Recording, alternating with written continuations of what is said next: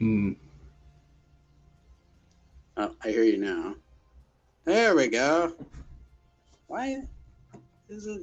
All right, whatever.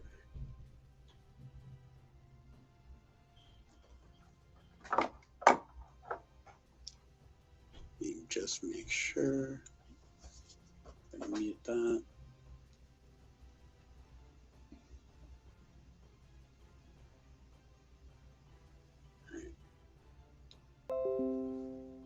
I believe we're on. We'll have to. There we go. Yeah, we are good to go. All right, finally. I apologize, everybody, that we are. Unfortunately, took so long to get the audio working, but it does seem to be working now. Although, at weird kind of weird quality. I'll continue to try and fix that one, but we are into our draft, and as you can see, we are deep into our draft. So, Tiger, why don't you walk us through it? Yeah, so far, I mean, we had a lot of bans towards the solo lanes, especially in the second half. And as far as picks go, not a lot of surprising picks, a lot of comfort coming through. I think Viego is going to be extremely high priority this series because both junglers play him. We're going to see a Karthus bot lane coming through here for Catalyst Lakem. Yeah. And now we're seeing, I think it's going to be Tristana mid. So getting a little balance there, getting that AD carry in. And that missing pick is Volibear. So going to be Volibear as the answer to Ornn in the top lane. Yeah, so interesting here to see the Volibear come through against the Ornn, known to be a pretty solid pick. I'm just kind of curious here now that we're going to get that Karthus bot lane, which I know has been getting more and more popular, but definitely has its ups and downs.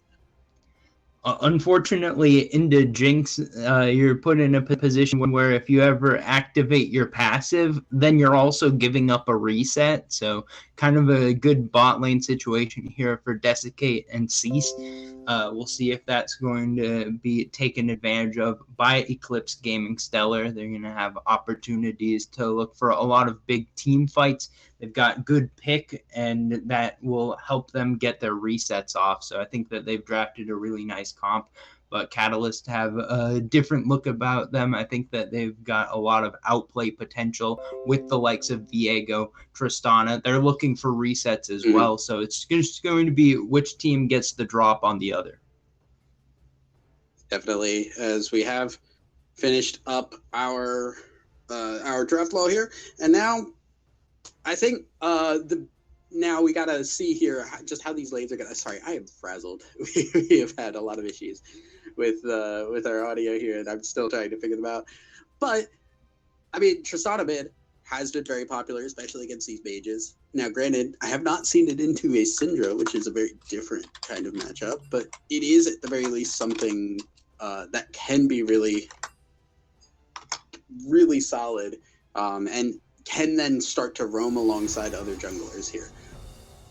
Yeah, definitely expecting Tristana to win that matchup early on. Of course, we're still making the assumption here that it will be Tristana mid. There is an outside chance that it could be Karthus mid, Tristana bot. But I think that with what I saw from Lakem's OP.gg, it just seems to make a lot of sense to expect mages there. So if that is the case, Tristana should be winning early on. But I think it's going to be a tough bot lane matchup for the Karthus Nautilus because they got counterpicked on support. And Jinx is just always strong. Yeah, I'm kind of amazed that the Jinx has not been as picked. I know she did get a couple of nerfs coming through, and it seemed not like major, but she did drop off very, very hard. And I know Melio nerfs had an impact on that because she is just so reliant on these enchanters. However, it's kind of interesting just how much she has fallen off. And now, obviously Kai'Sa has been very, very strong and has been a really, really scary type of character to pick here. Did not get picked or banned throughout all of this, which kind of surprises me. But that's been the main one. The Aphelios as well, just kind of coming through as counters for those late game power spikes. it's interesting to see how things have worked out. I think that it actually makes a lot of sense here why we're not seeing the Kaisa, because we're not in like the super high level gameplay. We're in gold plat, which, I mean, no disrespect to these players at all. They're going to give their best effort out there, I'm sure. But I think that picking something like a Jinx as opposed to Kaisa has a lot more value here than it would at the highest levels of competitive. And of course, having the comfort and playing the mages, getting a little bit of different looks for the enemy ADC, that's always going to have its own inherent value. So I think that as opposed to picking the Kaisa just because she's strong right now, the way that these teams have drafted plays a lot more to their style. And I honestly like the draft for both sides pretty well. I mean, I think that the Kindred ban against the enemy top laner who plays Kindred jungle, that's an interesting one. It almost works out well here because I think Kindred might be good into Ornn if you do pick it in the top lane. But outside of that, I think that just about everything in the draft looks pretty solid for both sides. Yeah, it's also worth mentioning too that we do have the set support here, which is not not been seen a lot of, but I do kind of get it because you do get one grab onto the Karthus, and you're probably killing him.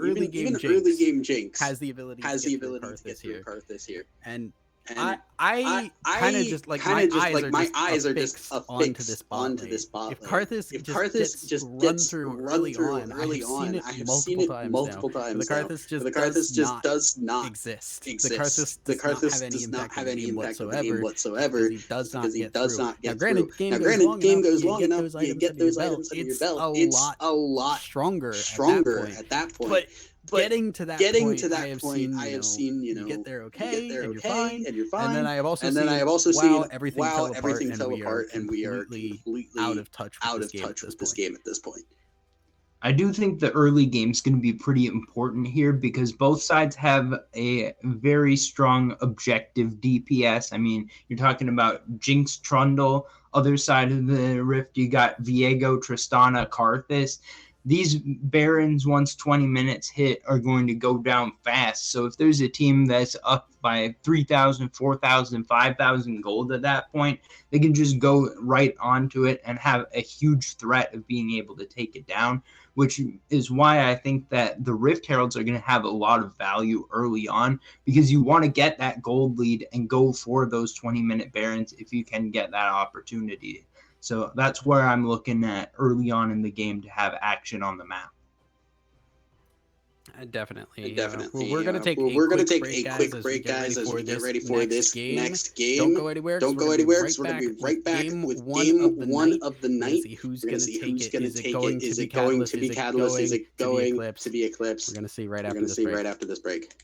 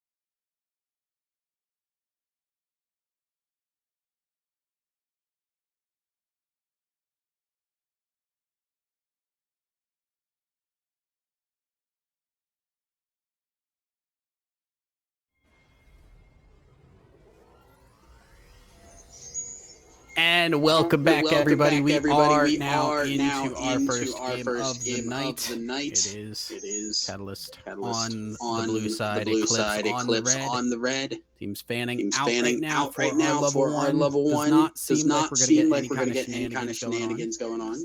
But team's definitely going to be trying to figure out what they can and cannot get away with here. Like we said, the bot lane can be very volatile. That top lane also has the ability to have some issues with the Trundle ganks coming in on this Volibear. Could be interesting to see some top lane 2v2s if they were to break out, but early on, what I've taken note of is the fact that Clued is actually not going to be running Flash on the Volibear, instead opting for the Ghost Teleport. Interesting decision-making there. I think that that's going to leave him a little bit vulnerable to some of the ganks, as you were saying, but it is also triple teleport, of course, with the Karthus being bot lane. That means that the teleport is an available option there. And I'm wondering if we're going to be able to see any triple teleports to a single ward happening this game. Yeah. TPs will be on the table here. As things will get underway. Both junglers starting on that bottom side here. And that will then take us to a possible gank up on the top side that both junglers could interact with. Which does leave this bot lane again just very vulnerable here. It is that set support, so you're looking for that grab, you're looking for that face breaker to pull the Karthus in and try and get something done with that. Yeah, especially if you can find it, even with the Flash. Looking for the angle here. We'll see if X Hero gets caught up in it. Pretty good trade. Good stuff. That's exactly the kinds of trades that you're looking for. And with the Nautilus down that low, there's just no fear of an engage as well. You're seeing Nautilus have to play back, have to wait for the health to come back with those pots. You've already chugged through both of them here. So X Hero gonna take the time to get back to a healthier place. See if they can maybe get something done from that point. The truth of the matter is that Nautilus just isn't allowed to play this lane. I don't think that it's ever right to hook in unless you've got a gank coming. But the nice thing here is that with Karthus, you're going to have a lot of opportunities to roam because you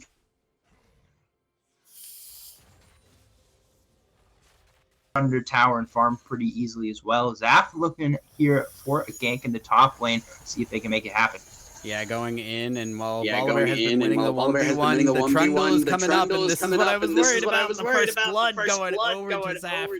Who gets that one off of the all-knowing level 3 Trundle gang.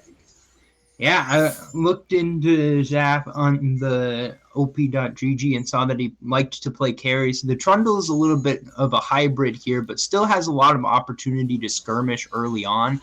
So getting the value out of it there. And with that early kill, once the reset comes through, he's going to be in a very good position to look for some invades as well. Going to be able to fight this Viego pretty effectively before level 6, and maybe even trying to find some more ganks. Going to be able to pull off the double scuttle here, and already about a 500 gold advantage in favor of Eclipse. Yeah, and I mean, that's also just like the Lee Sin Jarvan kind of style of play, right? You get ahead early and you keep that lead, and you are the engine for your team as you go into the mid game now. But we get a little bit of a gank coming in on the mid lane here, and this time it is Nebula, Catalyst, trying to make that work. Infinity Worth not gonna get the flash over the wall, and pays the price with his life. Player Ints gets that one. That was pretty well played by Infinity Worth right up until not being face-to-face with the wall for that flash. But at the end of the day, the kill scores evened up. Both junglers able to find effectiveness with some early ganks, and they are both going to be in positions where they're going to want to do a lot more of that going forward. Zaf looking for a gank bot.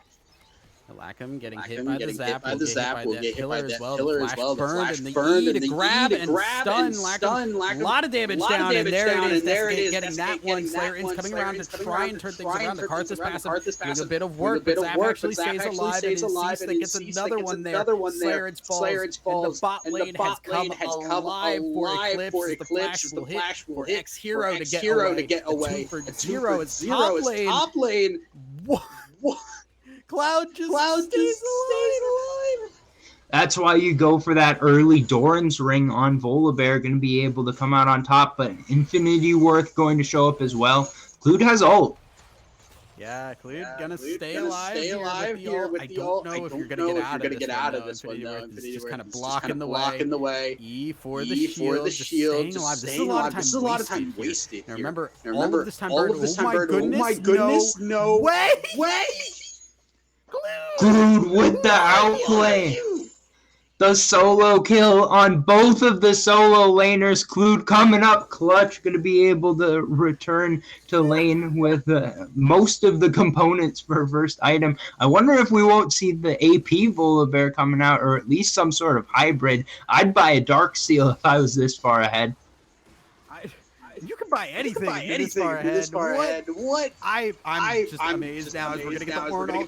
The dragon is being taken, and it is actually Catalyst that gets that one, and they're going to just turn and burn it onto Zap, who goes down a nice knock up those. Desiccate is hitting multiple, and that is 3 people down, 2 going over, one to Desiccate. The boss lane comes up big for Eclipse. They lose the dragon, but they get the money. Cease with the perfect haymaker, able to get the true damage onto 3 members of the other team. Going to be in a position now going forward where both of these bot laners are going to be popping off here. I think that it's going to be difficult for Catalyst to turn this around in the early stages of the game. They're really going to have to look to scale as they've fallen behind by 1.5k gold. Fortunately, they've bought a little bit of time by taking the first Drake there, but losing the fight is going to hurt. Yeah, and importantly, it's just this obviously Cease getting some of the kills is not ideal. It's not the worst thing in the world. Set does enjoy having gold, but you'd love for Jinx to be able to have that money. If that was 5-0 and the Jinx, this game would feel already over. Regardless, bot lane here for Eclipse feeling very strong. You do have to be worried about this bear though, because that is. Clued has soloed both of the solo laners, which is an impressive feat to do within 7 minutes of the game. Yeah, now I'm going to start looking to use that E to get a lot more trades done. We can see now that it's not going to be like a full AP Volibear or anything going towards. I think it's going to be Sunderer, but could be Triforce as well, I believe. Now we got an all in mid. Yeah. The bomb's gonna hit, and this is kind of what Tristana can do. She just jumps in, takes your mage to half health. There's not really a whole lot that can be done there. X-Hero gonna push Cease away. The support's moved up for this Rift Herald. Looking like we're gonna get a fight again, and Zap's gonna get caught out. Level 5 does not have the capabilities of that ultimate, and will go down. Infinity was running away from the pillar, but a nice grab from Cease. Dies for it. The mid laner alive. Honestly, I think you'd rather have Infinity Worth die there. The shutdown going over is a pretty big deal. And it is more money to the Diego pocket there. Potato going to get into a fight now with Clued. Running back to the tower. And that is going to be Rift Herald getting picked up by Catalyst. Yeah, a little unfortunate that they're only able to trade 1-for-1 for the side of Eclipse. They wanted a little bit better with their early advantage. But now the gold is actually almost back to even. So how quickly things turn. Lakem in a great spot on the Karthus, going for that Dark Harvest as well. So we can see it that he's already at 3 stacks. Going to be looking to continue stacking that one up as the game continues and trying to get on towards that first item, Leandries, where we'll really start to see X-Hero being able to constantly roam around the map. Cease. This is the grab there. A little sad about that one, but level 6s are starting to come in. Lackham, has died a couple of times. Is still doing all right. Is level 7 as well. Obviously, neither of those bot laners involved in that roam, able to get a little bit of solo experience. That's really good for that Karthus who's so spell reliant there. Yeah, and with the delayed level 6s for the supports, I think that's giving a little bit more time to all of these carries to be able to just farm up, try to do their own thing. But once those level 6s do get on the board, I think things are going to get spicy all across the map, because no matter where the supports are showing up, there's going to be kills. Not a lot of mobility in this game, so the escapability is at a high cost. Yeah, Clued is just running this Ornn down. We're going under the tower. We're using the flash. Hazy Potato, once again, trying to do the Sigma thing and buying time. Did not work last time. We'll see if Hazy Potato can make it different here. Ornn is used. That's the last of the mana, though, so that's got to be it. It's not enough to take Clued down. E for the shield, and Clued's just going to run it. Get the stun, couple more autos, and Hazy Potato going to go back into the ground. One day, someday. No, a nice E. There we go. All right.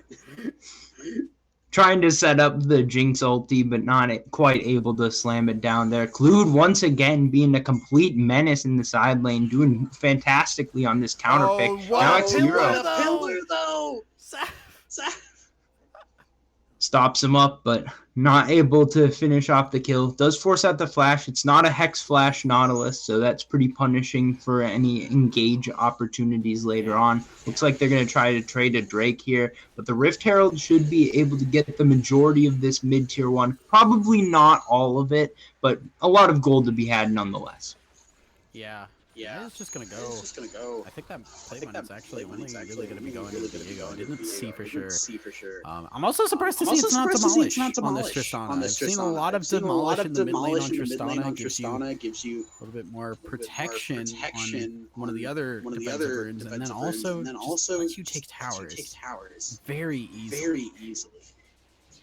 Oh no, I'm starting to see the formulation of a static shiv on the Tristana. I mean, it's fine on Tristana. That's fine. It's not good.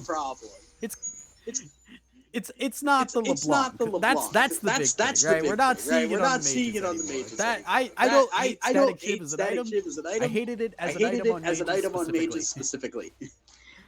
What I hate about static shiv on Tristana is that Tristana already clears waves extremely fast. I think static shiv is an item for champions that can't clear the wave fast on their own.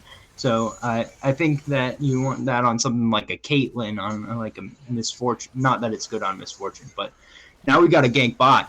Yeah, nice depth charge there to just buy the time, but the W damage from Cease. Haymaker does the work and Zap picks up the kill. Again, not money going to this Jinx.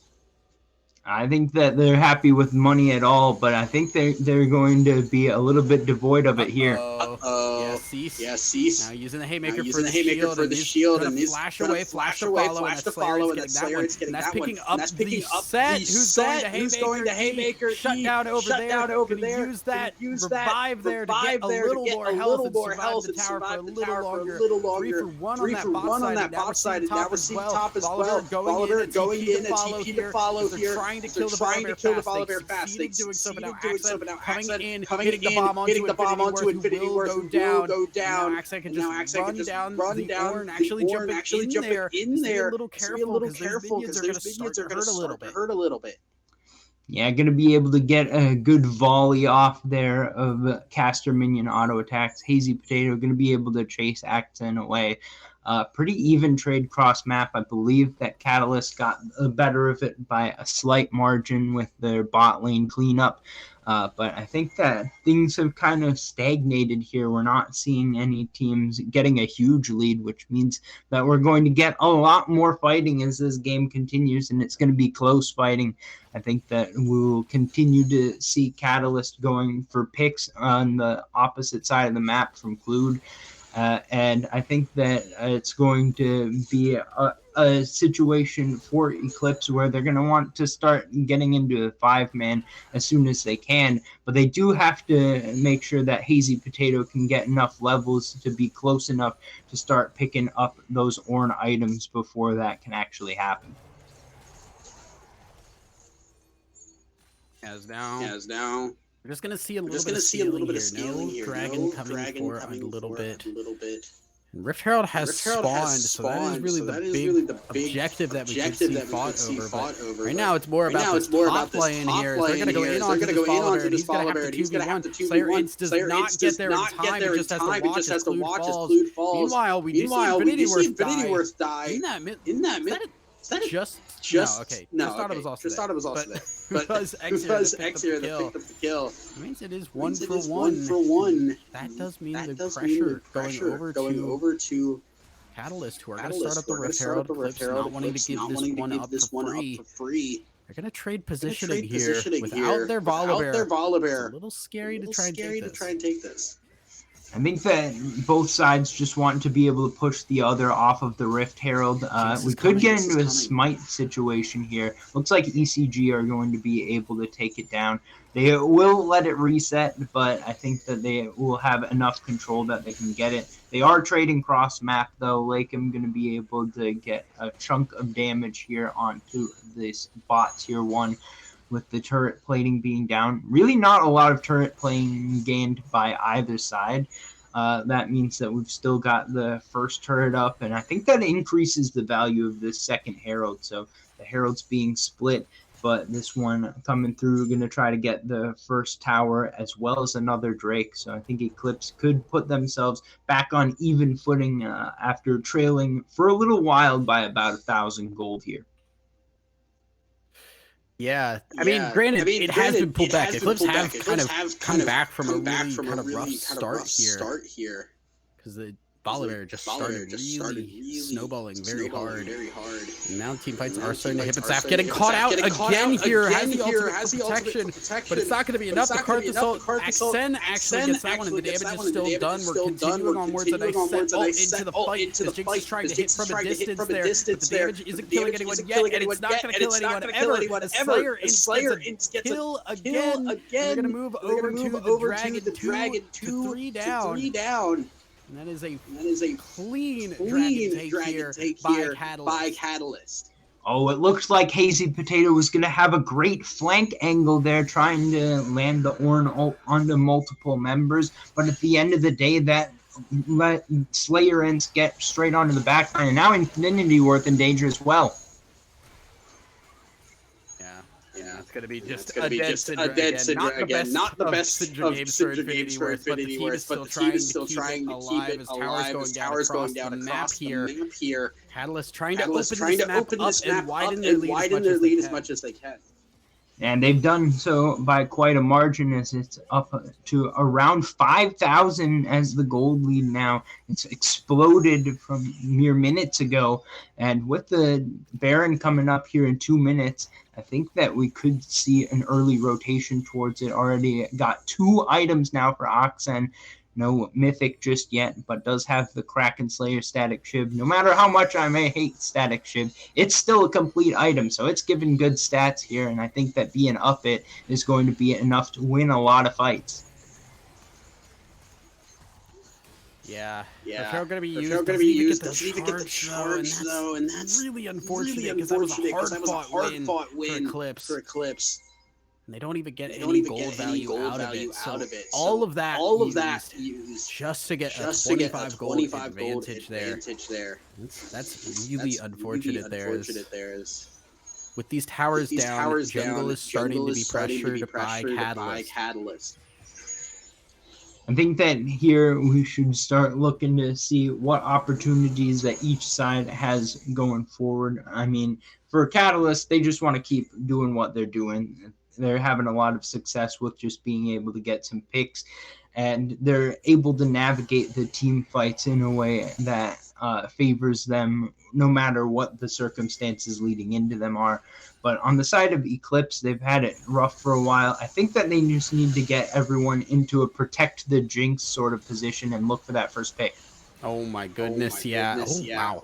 So Infinity Worth is doing damage. It's just not enough at this point. And Axen gets another kill. The Jigsaw just barely missing there. That has been the story of the game right now. Just a little bit too far forward. Has been ECG's MO this game, unfortunately. And I think that they're going to be taking the Baron on spawn will Catalyst. They're going to have teleport available for Oxen, going straight towards it, and it looks like they're on it at the spawn. 5 seconds on Infinity Worth. This can be contested. Yeah, but Zaf only just getting over now, and now they're down to just 1.5K. That's going to be down. Smite is good. ECG can't even fight this. Eclipse just have to back away. And the control of the map has given Catalyst so much that they can just take the Baron for free. And they are going to be able to use it to crack a lot of towers that are still left up on the map. It's only 20 minutes. There's only 2 towers down. Oxen might be a bit deep. Oxen may pay the price for this one and will go down. A big shutdown, but it goes to Cease again. That's not the person you want getting this money. It is a kill. Nonetheless. It's becoming a little bit difficult to deal with Cease, I think, with being up this much gold in the support position. It's going to be hard to fight him for a lot of the carry players because he's going to be right at even with them on items, and he's got a lot of natural fighting ability just based off of being set. So I think that things are going okay there. Just being able to take the Baron away from Oxen is probably the biggest part of that, because Tristana with Baron, I mean, you're knocking down towers left and right. That's one less split pusher that you can have. So I think that they will end up falling into a 4-1 once they get their resets off. You're going to try to set up around this Mountain Drake. And this is his whole point if it does get picked up by Catalyst. Eclipse still trying really hard to get some level of control. Now, Waves not in the most ideal position, but we do already have them in position for this dragon. It's still 30 seconds, though. This is time that can be used by Catalyst to push these waves. Yeah, they will be able to push out the mid-wave near the tier 2. I'm looking to potentially start up a fight. Hazy Potato teleporting in. We're going to get a fight right as the Drake is about to spawn. Yeah, and this is maybe a fight for Eclipse. They're catching out the Karthus and immediately dead. X-Hero going to fall next, but a lot of damage has been done across the team. Jesgate trying to back away here. It is not in the fight too deep now. Clue is trying to come through. There's one reset for the Viego, and now we're seeing the damage done. There is going to be Hazy Potato falling just after there. And another reset. Jumps over the wall. Doesn't have a front line anymore. And has to run for his life. Back away to the tower, and it's going to be the dragon. For Catalyst.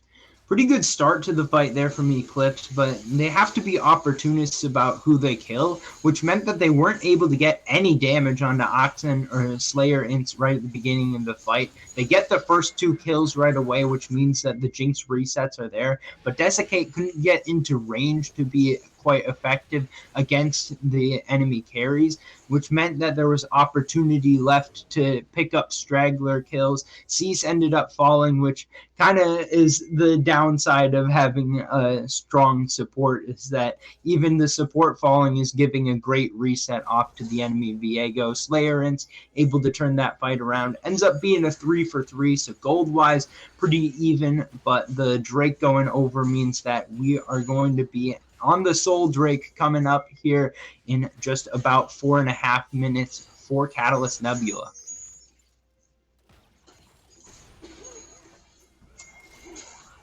Yeah, now we're just gonna see teams back away and hold on as best they can here. I'm kind of interested here. I do believe we're getting an echo on this, and I'm not entirely certain why. So I apologize. When we do, it's usually my fault, and I'm not sure what I need to do to be able to fix it. So I'll just assume that I am to blame for that, and I'm sorry for that being the case. But at this moment, we're looking at it's kind of hang on. Starting to get some Ornn items coming through. At least Hazy Potato has the upgraded Jack Show, which is the unspoken parasite. always interesting names. They had a whole new line of names to do recently when they changed all those mythics. So I haven't seen a lot of Ornn games since then, and I'm still enjoying the new surprises of the new names. But I think that getting a few more of those Ornn items could still give Eclipse a fighting chance in the late game. Yeah. As teams are starting to gather up a little bit here, we're seeing.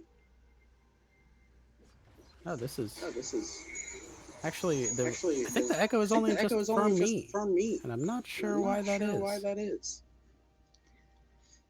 The mysteries of the universe never cease. Oh no, I think it's echoing from your mic. So.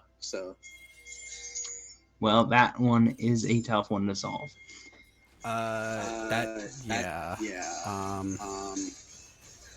Do you not have headphones? Nope.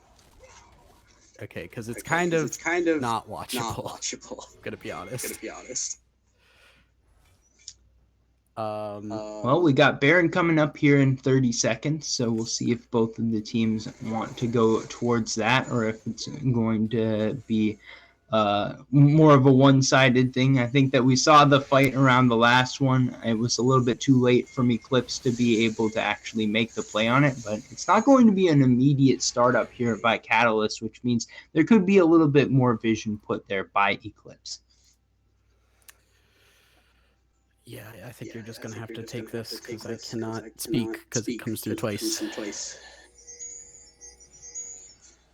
All right, well, going to be start up on the Baron after all. Catalyst going towards it, and we'll see if they actually hit it or if they just stand here and wait for the fight to come to them. And we see Clued pushing out the top lane as well. The 5-man stack coming through. I like this grouping technique that we are seeing from Eclipse. Looking for the fight. Now going to try to pick off Clued. Going to be able to do so right away. They end up expending the Ornn ult and the Trundle ult to get it, but now they've got a 5v4, still have a lot of tools at their disposal. Going to try to start it up.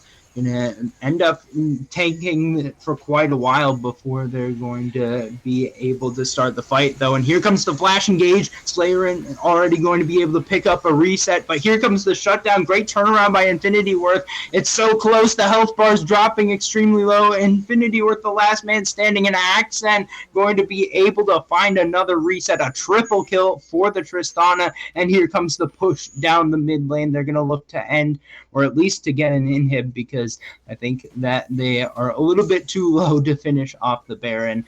We've got the next Drake coming up in 20 seconds as well. They're going to be fighting around that, and still going to be a lot of opportunities to expand the gold lead now out to about 8,000 in favor of Catalyst Nebula. They are heading straight towards that dragon as well. The respawn's starting to come through for ECG, but they're going to just have to get out onto the map as fast as possible, trying to get back towards the Baron. Gonna send the Jinx ult in, but it's going through the uprights, not going to be able to take out the Drake. This is Mountain Soul going through. That's going to be a big advantage in the future fights for Catalyst Nebula. And now I think that we're going to see these teams converge once more before this game seems set to end. Unless Eclipse can pull off a miracle fight here. Clued looking to try to start this one off. Going to try to chase down the enemy team. Hazy Potato in the pit. No way out of this. Going to be engaged upon immediately. Desiccate trying to kite out Clued. Going to be able to do so. Gets the first reset. But here comes the Karthus ulti. Requiem for Eclipse as they're burning down to the Leandries. The health bars are gone. The resets are here. It's going to be Catalyst Nebula all the way. Slayer's looking to pick up the last kill. It's a clean ace, and that's going to be the Baron going over, and shortly thereafter we're to see the top lane angle. Still going to be 20 seconds on the first respawn from Eclipse. plenty of time to at least take the Nexus towers, and I think that it's going to be difficult to defend even once the respawns come through, because the item differences have just proven to be too much. The Mountain Soul there as well. Oxen already taken out the towers. The wave going to shortly follow them up as well. Looks like they're not going to try to end just yet, though. Just going to take as many inhibitor towers as possible and then find a reset to get more items. Already have 3 of them on pretty much everyone. Going to be able to get even more, though. Looking to try to pick up the bot wave, actually. Clued did die in that Baron fight, so now trying to rejoin with the team off of the respawn. And now it seems like taking the enemy jungle is going to be satisfactory here for the moment. Going to be looking to make the play around bot side. That's where the remaining towers are, so that makes sense.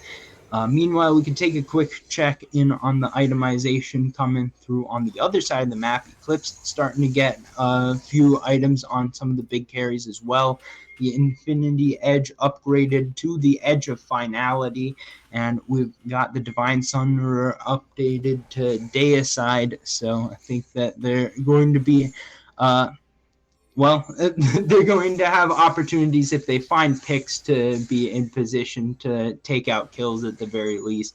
I don't think that I can give them credit for being in a better position going into team fights. So after the resets come through, 4.5 items now for Oxen, 12, 1, and 11 on the Tristana, in just such a strong spot and has performed throughout this game. Now we got the upgrade for Syndra as well. Eye of Luden here.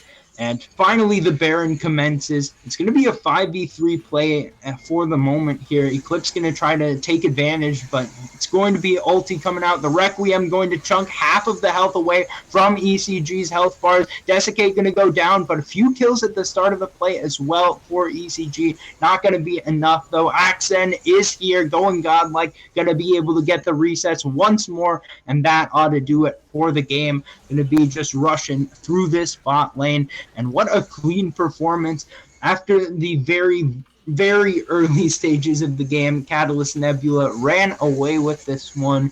And we're going to go into a quick break immediately after this and see if we can get the audio problems fixed. Apologies for some of that echoing going on. So we'll see you in the draft for game number 2.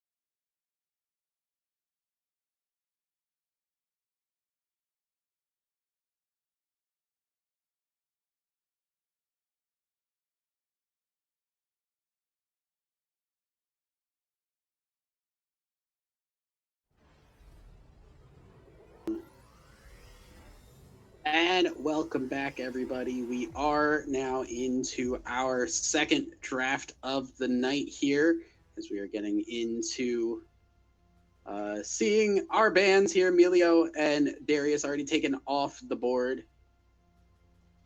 Yep, saw a strong performance in game number 1 from Catalyst Nebula. They were able to get the lead at around 8 minutes, I believe, and then from there on out, it just seemed like they snowballed all the way through. A lot of that was thanks to Lakeham's Karthus, so that one's going to be banned away. And with the blue side, Eclipse is going to have that first pick prio if Jaf wants to pick up the Viego. So a little bit of some differences going into game number 2's draft. Yeah, as now I'm kind of interested to see as what things are going to change. Eclipse actually banning away the Karthus and the Tristana, which I'm a little surprised about the Tristana. I don't feel like that was exactly what the problem was. I feel like, granted, issue maybe a little bit more on the just the play side of things, but I just don't know if the Syndra was the right pick. Yeah, I mean, Syndra, I believe, was blind, so I can see a lot of people playing blind Syndra. This time around, going to be that Kaisa first pick lock-in. Desiccate did pretty decently on the Jinx last time around, but wasn't enough to be able to help the squad out to victory. So looking to change it up, picking up the consensus strongest pick in the meta right now on B1. Never a bad choice. Yeah, as Kaisa just has been so ridiculously strong in this meta. Just crazy, crazy good. And I was surprised it did not get touched at all in the last draft. So glad to see teams are recognizing that and just picking it up when it's available. That does mean, however, that the Viego was let through for Slayer Int, so it's going to be picked up once again. X-Hero taking the Nautilus as well, taking away the Nautilus-Kaisa duo, which is one of the stronger ones. But I think that there's a lot of stuff out there for Cease to go towards that could still be similar in nature towards the Nautilus. But maybe looking for an answer to the Nautilus as well. I know that Braum is a pretty strong answer to Nautilus and has decent setup, would go alongside Poppy pretty well also. Poppy returning from last game, but I believe, I have to remember now, was that on the opposite side? No, there was no Poppy in last game. Poppy was in one of my games. Poppy was in one of my games, but Poppy's here now, as well as a relic coming through for cease and assist. Yeah, so the Rel does have flexibility right now. So Poppy can go top, can go jungle. Rel can go jungle, can go support. There's a lot of flexibility in what Eclipse have picked up so far versus Catalyst. They're kind of locking in their roles here. Now, granted, I expected Poppy jungle. I expected Rel support. But options are available depending on matchups here, what Eclipse want to do. I think that we get a similar style here with Lakem going onto the Sivir to being able to clear waves, allow X-Hero to roam around a little bit on the Nautilus, but not going to have the similar property of the mages that you do a lot of burst damage. I think that Sivir looking to do a lot more prolonged damage throughout team fights, so having a little bit of a different role there. And of course, there's no Requiem to throw from a side lane, so going to be a very different field this time around, and I'd imagine that we'll see Oxen on one of the mages since Lakem ended up going on to an AD carry. Yeah, and we're seeing Fiora and Mordekaiser bans here, which gives me the inclination that this is not actually the Poppy in the top lane. So I would think Poppy do kind of okay into the Fiora. Regardless, the Silas and the York banned away as well. Now does leave our solo lanes here for Catalyst Nebula. The Gwen going to be the pickup, and that is a really solid pick here. Just has so much pressure in pretty much every matchup on that top side. A lot of short-range damage coming out here from Catalyst. If we do see some of that flexing being utilized here, I'm still pretty big on the Braum here as an answer, not only now to the Nautilus, but also strong against Gwen, can block some Sivir boomerangs in lane. But instead going to be a Cho'Gath, it appears, for Eclipse Gaming Stellar, going towards Hazy Potato in the top lane. Makes a lot of sense there. And we'll see what Infinity Worth wants to go on, having to blind pick once again. Yeah, and the Cho'Gath and the Veigar are going to be locked in here. Now, Veigar, a little bit safer, I think, than the Syndra. Definitely doesn't have the capability to get jumped on like we did see last time, but still not the easiest to pilot in terms of the early game. Does not really have the capability to trade in the same way. There's a couple of rough matchups for Veigar if you do have the capability to play them. I think that Veigar makes a lot of sense here with what Eclipse Gaming Stellar have drafted, but it kind of ignores what Catalyst Nebula have, because Catalyst Nebula have Sivir, Gwen, both of those champions can easily get out of a cage. Viego even can do it with ulti. So I think that the Veigar cage is not going to be as valuable here as they are in some games. But at the same time, if you get a good angle for it, it really combos well with Cho'Gath's Rupture, Rel's Magnet Storm, with Poppy's Tackle. So I think that there's a lot of good synergies going on there. And of course, Veigar also does a lot of burst damage, so has some similar traits to the Syndra. Going to be up against Oxen's Cassiopeia, though, once again playing a damage carry. This time it's just an ability power damage carry, so going to be doing a lot of DPS once again. Have similar feels to last game, but a little bit different on the champions for both sides. Yeah, it's interesting to see here, because I'm a little surprised to see the Cassiopeia, because when I think of Cassiopeia, I think of I think of counter engage, right? Yeah. And that's not really, like, we're not seeing heavy engage. Yes, you have the Rel, but that's really it, right? Like Poppy does come in, but she comes in so fast and kind of on her own that she doesn't, like, it's not like you're stopping a full dive bomb composition on you.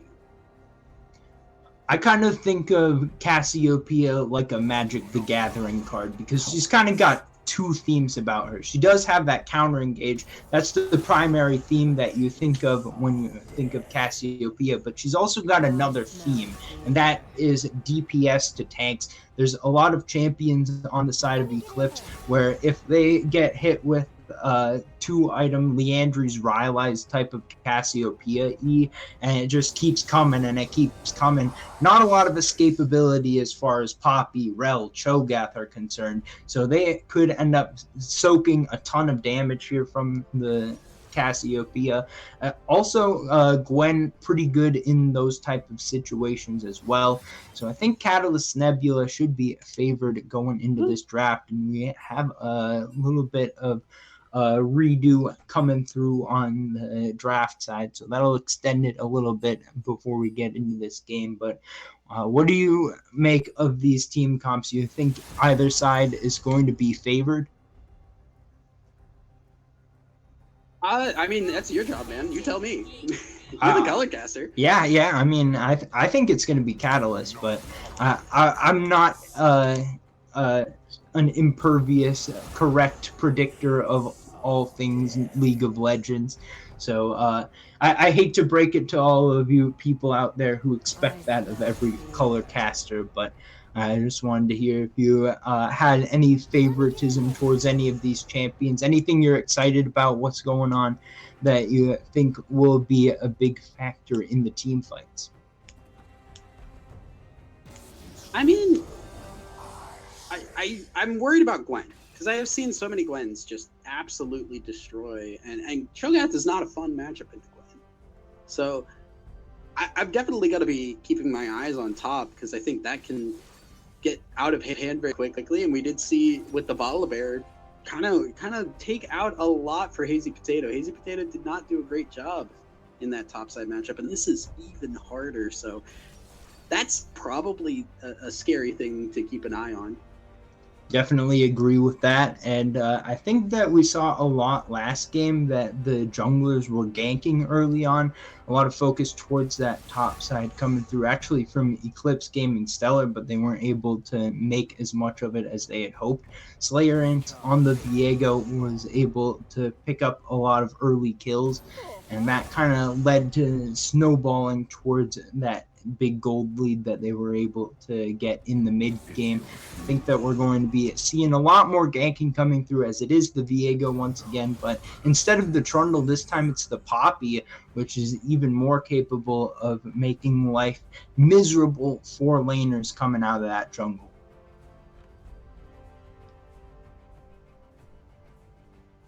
Yeah, it's not gonna be a fun time here, and I mean, granted, Vygar can at least do something, but Gwen can be immune, so it's like the Vygar cage only means so much. I don't know. Eclipse have the Kai'Sa. I think Kai'Sa is the strongest champion in the game right now, and that's worth something for sure. But man, if Gwen gets strong, I don't think there is anybody that can handle her. I think that with that in mind, Eclipse are going to want to play around this bot side, because I agree, Kai'Sa, strongest champion in the game by quite a bit. I was making a comparison the other day. I think that Kai'Sa right now is in the tier compared to the other champions that you'd put Meta Knight in Super Smash Bros. Brawl. I mean, that's the insane power level that Kai'Sa is at right now. So if you can play through Desiccate on the Kai'Sa, then that's going to definitely lead to some opportunities as the game progresses. But not easy to get early leads against a Sivir Nautilus, a pretty safe lane and one that can really punish you on the turnaround. So going to have to choose the timing carefully to try to get that bot lane ahead. Definitely, I think. But with that, we're going to take a quick break as we get ready for this next game, guys. Don't go anywhere. We're going to be right back with game 2 just after this.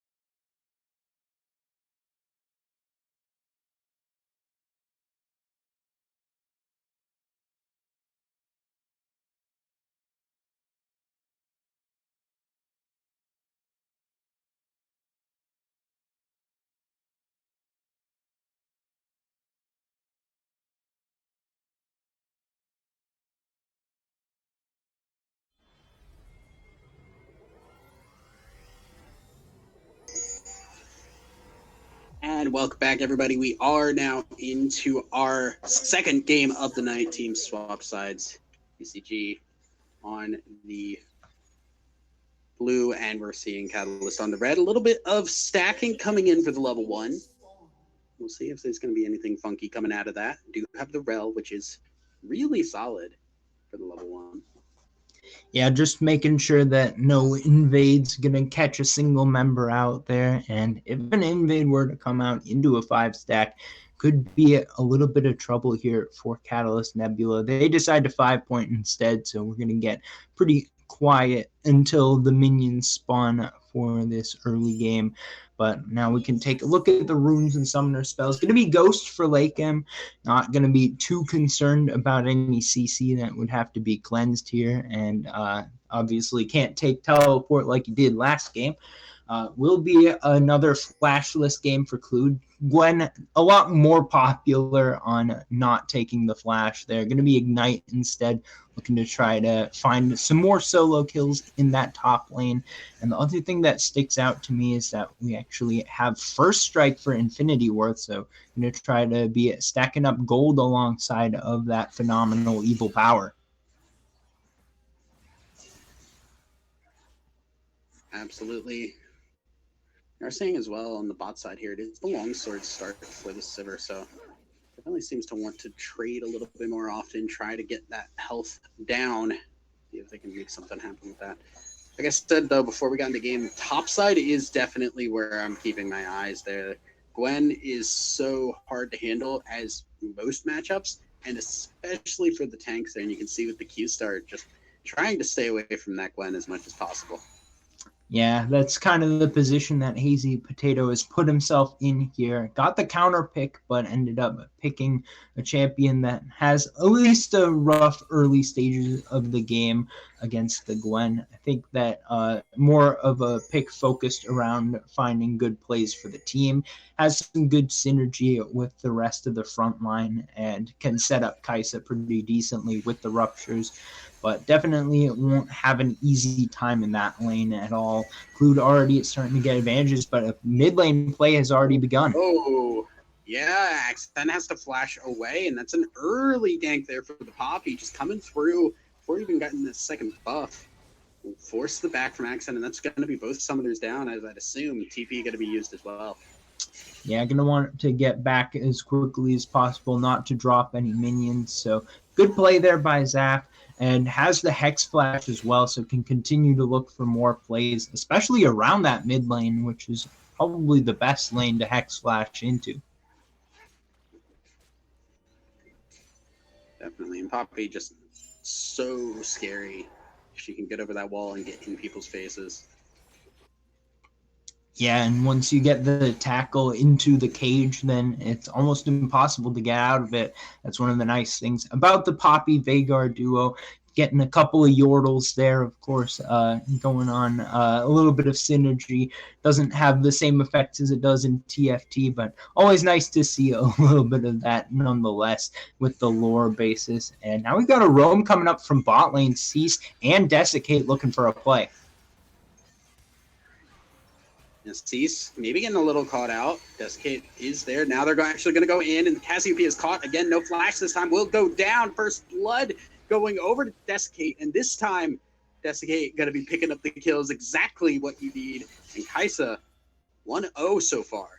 And that's who you wanted on, getting that Kai'Sa ahead, not by going into the bot lane to make a play, but instead by going with your bot lane towards the mid lane, taking the kill for himself. Desiccate now going to be at a pretty good advantage. Oh, we're going for more here. There's the stun into the wall, followed by the Rel, and they're just locking it down as much as possible. Flash from Lackham just to get away from the Prey Seeker. Desiccate will not be able to get that one, but Lackham does stay alive at least. Yeah, somehow able to get out of it. I don't think that Desiccate was in range to do much damage there. So it was just the tanks trying to take out Lake M. They will be able to get the flash away from the AD carry of Catalyst Nebula, but not going to be able to register any kills as we see some more trading going in favor of Clued in the top lane. And the first Drake of the game has spawned. It's It's a Chemtech Drake, and we're already seeing move towards it from Catalyst Nebula. Yeah, it's just going to be backing away for that. And yeah, that's about what I expected there from topside. And one wrong move and Hazy Potato is just going to go down. Clued is just in complete control here. We're going to see Cease actually move up just to get protection, but it's already spotted and pinged out by the side of Catalyst. Yeah, going to be noted here that Cease is in the area, and that's going to allow them to move towards the Drake. Once again, this time around, they're going on towards it. Going to be able to get pretty good DPS onto it with the Cassiopeia and Viego, so should be able to take this one out. Zaf looking over the wall, potentially going to try to steal. Oh, the Hex Flash in will get it. Oh my goodness, Saf with the play and now trying to get in onto X-Hero, who's just going to get caught against the wall, flashes away, not going to be able to get the kill, but still a Dragon picked up and almost getting that Nautilus as well. Nice play from Zaf. Yeah, going to be able to put the team in a good position. Does give a kill over to Slayer Ints, which did help Slayer Ints start to snowball in the last game. So that is something to watch out for. But getting that first Drake going to definitely feel good here for Eclipse. Yeah, and that is at least going to give Eclipse a capability to try and scale here, and they need it for sure. The Kaisa 1-0 is a good start, but it's got to be more than that. You also have to remember too, this Gwen will get out of control. Now we're seeing me engage the shield break onto X-Hero, who's just getting wiped off the map. Cease gets that one, but it is at least another kill over to that bot side, and the Gwen ult popped as well. Hazy Potato flashing out for the Cho'Gath life. More plays going in favor of Eclipse in the bot lane. They're once again putting themselves in good position with these early advantages being onto the Kaisa. Even an assist going to be able to get some gold and put you into a spot where you can look to carry. Desiccate already starting to find some good trades on the Lakem. Going to be able to get the reset off there, but not able to get the wave in, I don't believe. Hazy Potato doing a good job to be able to hold the wave there. Looks like we have Slayer Ints on the top side, where the Rift Herald has now just spawned. Not going to be going towards it immediately, but once again, getting good scuttle vision on those objectives. Definitely. Now, Rift Herald is up here, and I'm expecting these junglers to try and move up towards that top side here and see if they can get something done. It's not exactly looking like that is likely. This Dragon, once again, not spawning for about 2.5 minutes yet. It's going to be a while. This bot side, not really the important part of the map, but I think also with Clued just completely in control here. Now, with that said, Hazy Potato up in farm here just is controlling the wave very well, and like Clued can try and actually play a little bit more aggressive into this. Well, Hazy Potato, the aggressor right now, looking to go on in. Not going to be able to all in by any means just yet, but getting some good trades off and going to be able to crash this wave as well with the health bar advantage. So well executed here by Hazy Potato. And we talked about in the very early stages how it was looking like Clued may be able to walk away with it. But now we see that the counter pick is actually working out in favor of Hazy Potato. Yeah, it's now Axon getting encapsulated into that Gygar cage, and they're just going to back away where there is the Cassiopeia all used perfectly. But it is, once again, Axon just having to flash away. Infinity Worth having a much better game this time around compared to game one, and that's going to open up the opportunity to take this Rift Herald here. And I don't know if Viego can realistically get in here and try and steal this. Not going to be able to get any revenge for the early Drake steal. We will see some fighting going on. You're going to grab onto the Rel, but that's not exactly somebody you're going to burn through very easily, Clued. And then now go in onto the Poppy, pushing out those 2 tanky members here, and the rest of the team is trying to help follow up. X-Hero is walking behind, and Hook does not hit, but now they're going to just take Clued down, not tanky enough to survive that. Slayer's going into the middle of multiple people, does not have the damage to take anyone out, and is Desiccate all over the backline, just shredding everyone down. And it is a clean 4-for-0 in favor of Catalyst. Catalyst not respecting that Eclipse were able to bring their 4-man squad, able to keep them in the area. They wanted to find picks onto the stragglers, but there weren't any stragglers because the rest of the squad's still there. Eclipse able to pick up a huge lead early on into game 2, trying to right the wrongs that were committed in game number 1. They're now on a 3,500 gold lead, getting near 4,000 here at this point. And this time around, trying to not give away the early advantages that they've gained. Yeah. So do you see if I can just push on that bot side?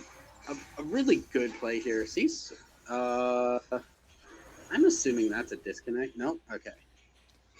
Just getting a little funky. That was a little weird. Yeah, getting a little stun lock. Maybe it was just sitting still. Maybe trying to reset. I don't know what was going on leading up to that fight, but at the same time, we see that the second Drake of the game has spawned. The first one, of course, stolen away by Jack, which means that this would be the first take if it was secured here by a Catalyst. They've had a little bit of a rough time finding successes across the map at this point. Jack, once again, hanging around in the area. Oh, Jungler pumps it away here, but Zaf does not have the ability to get in on this dragon here. Flash is not available.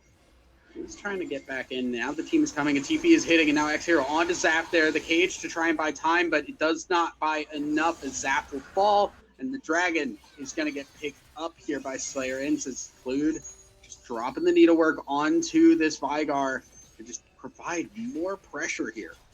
It's a good Drake taking a good kill to get on the pick here for Catalyst Nebula, but they also give up a little bit in the way of plates on the cross map here to Hazy Potato, so not a complete victory, but getting things on the map, when you're behind by quite a bit, that's always a good sign. Going to try to close the gap and maybe contest around the next Herald as well, coming up in 3.5 minutes. Infinity Worth now also just slowly scaling up. If we take a look here at the stacks here, it is 93 stacks, a total of 172 on the AP there. Is exactly, I think, where you want to have that Vigar at. Yep, it's trying to get the scaling done. Hasn't had a huge impact in any fights just yet, but you don't really need to have huge impacts early on the Vagar. However, both mid laners will be scaling up pretty effectively. We're looking for the 2-item power spike for Oxen. Slayer's going to try to defend this tower. Yeah, now as we're going to see them back away. Nice couple of plates there used just before plates fall. And see Hazy Potato does have the Heartsteel fully completed here. Now this Cho'Gath's really going to start to get going here. And I'm going to check stacks on the Cho'Gath here. We're at 3 here. We just keep buying up. Ooh, a nice prediction there just to get the Heartsteel stacks. A really good move there. Spot lane, we're going to see a little bit of a engage. The hook does not hit on the wall. X-Hero flashing away, but the death still happens. Desiccate gets another 4-0 on the Kai'Sa.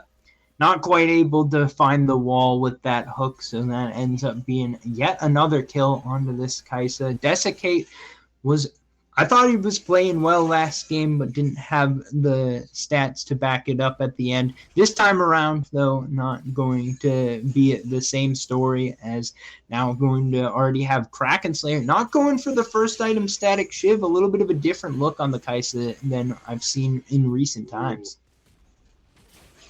Yeah, Desiccate now maybe in a little bit of a rough spot. The Sivir-ult's going to be used as they're going to go forward. A nice Vigar cage, and they're just going to go back in on this one. They think they can make it work. So there is the Cassiopeia ult, which just takes them down so very low, but they're not going to get the kills. Desiccate actually ults back out, and now is just hitting the Prey-Seekers from afar. Double kill going over to the Vigar, and the Cho'Gath TP's in for the Chomp to get the Cassiopeia.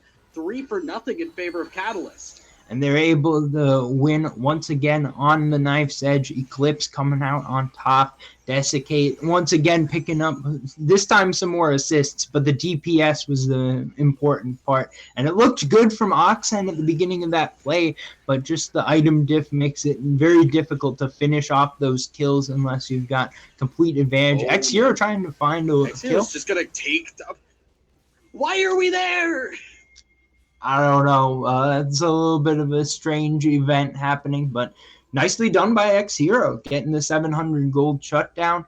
Of course, not going to be the same as if you put it onto a carry, but still getting the gold for the team. That's what you need at this moment in time, so maybe that'll give them enough HP to live a little bit longer at the beginning of some future fights. Yeah. Continual scaling, and I think that's really the name of the game here for Eclipse. They've just got all of the infinite scaling champs going. Kaisa, not infinite, but definitely hits hard as hell in the late game. We're going to see as well now, Clued going in onto Hazy Potato. They're going to try and take this Cho'Gath down, flash away, as the objective is going to be the focus here. They want this Rift Herald, but it has given time for the rest of Eclipse to show up. And now Clued, no needlework, can't really deal with that. And they're just going to be able to push away the rest of Catalyst. It is going to be a Rift Herald maybe given over here. Cassiopeia a little bit late on the retreat. They're just going to give that one up, and they have the dragon spawning in about 30 seconds, so they can't really even make a play on that dragon yet. And it's just a Rift Herald going over to Eclipse. Probably the right choice there by Catalyst, just to back it off. I don't think that there's a lot of circumstances where that fight becomes winning with the pick not working. Oxen in trouble. And now Oxen getting caught out again. It is just the tale of two mid laners right now. I feel like that has been just the story of both of these games.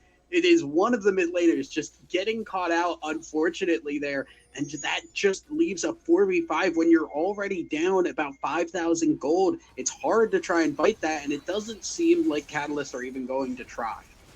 Yeah, they'll give this one up because they cannot fight 4v5. They can hardly fight 5v5 right now, so wise decision. Going to try to get Clued into a good spot, but maybe a pick.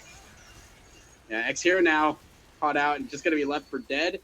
And they're going to try and give this to the Kaisa. Nope, it is Cease that takes that one. And they do also get the dragon as well. So more kills, more dragons, more scaling over to Eclipse. Yeah, they're doing a good job of pushing their advantages early on, trying to get on towards yet another Mountain Soul.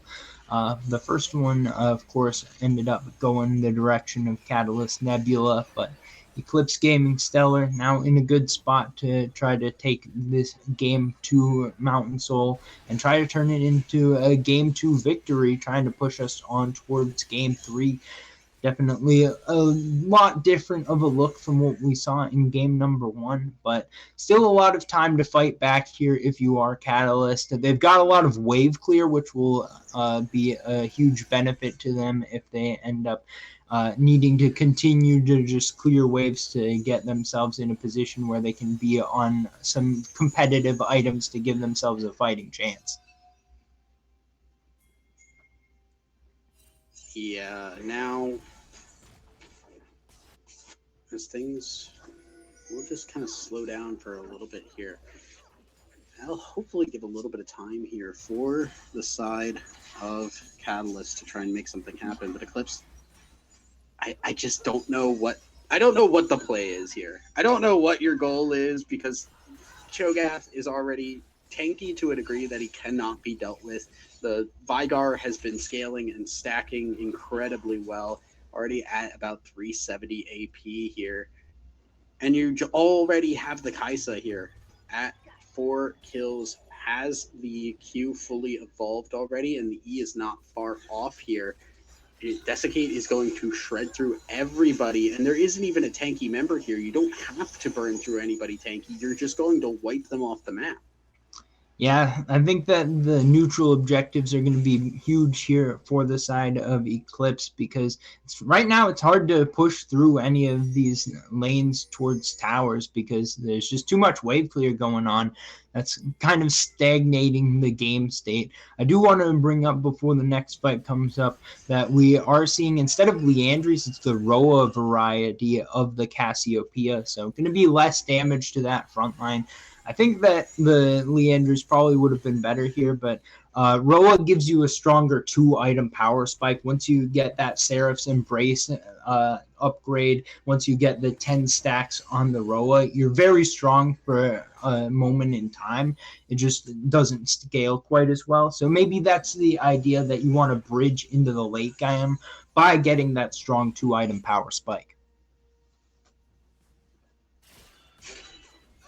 We'll have to see here. Lackham going to try and get this tower, but maybe staying still a little bit too long. Has to burn the Sivir ult just to get away here as the TP is going to come in to try and get the kill. They do get the tower down, but they miss out on the local gold. Yeah, too bad for them that they couldn't get the local gold, but breaking that tier 1 mid is going to open up the map a lot for them. We always talk about that. It means that you can push the mid wave in deeper, get some deeper vision that can't be cleared quite as easily, and have a lot more mobility between the mid lane and the sides. So that's why you want to be able to have that. It's going to be a lot of value here for the moment because we've got another Drake coming up here in just over a minute, and the Baron is on the map as well. So having the priority in the mid lane is going to be quite the high value prospect here for the side of Catalyst Nebula.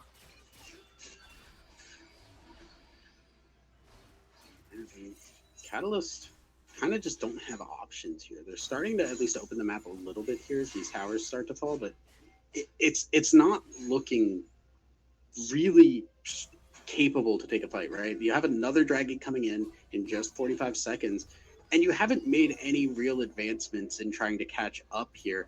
And now you also have the Baron to contend with. So if you try to take this dragon, you have the chance to just lose a Baron. If you try to take a Baron, you're just going to get wiped off by the absolute towering gold difference that you're up against right now.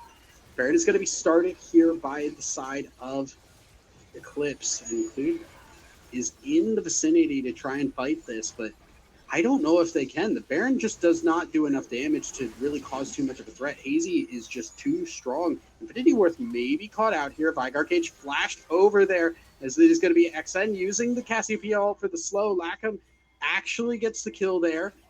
And that is the Vigar down. That could be the signal for a fight, but now Lackham has to flash, still gets stunned against the wall. And X-Hero trying to provide protection, but still going to be a death there. Lackham just going to fall eventually. Deathgate stays alive here, and X-Hero cannot get onto the Kaisa. Has to be aware, though, because there are a lot of scary threats around.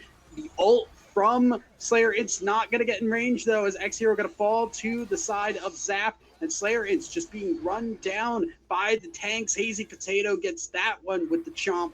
And Zaf still running amok here on these carries. It was a crazy, hectic fight, but it still worked out in favor of Eclipse.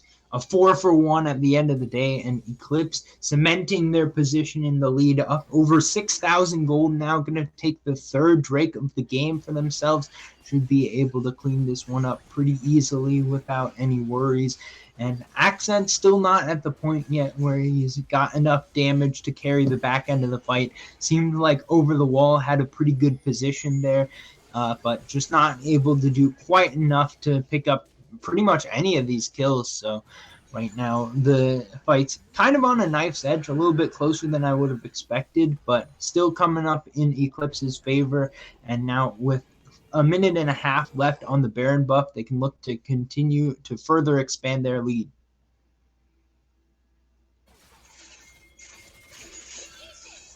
Yeah, and I believe they're going to just continue to expand their lead right now, because I don't know what real things can be done here.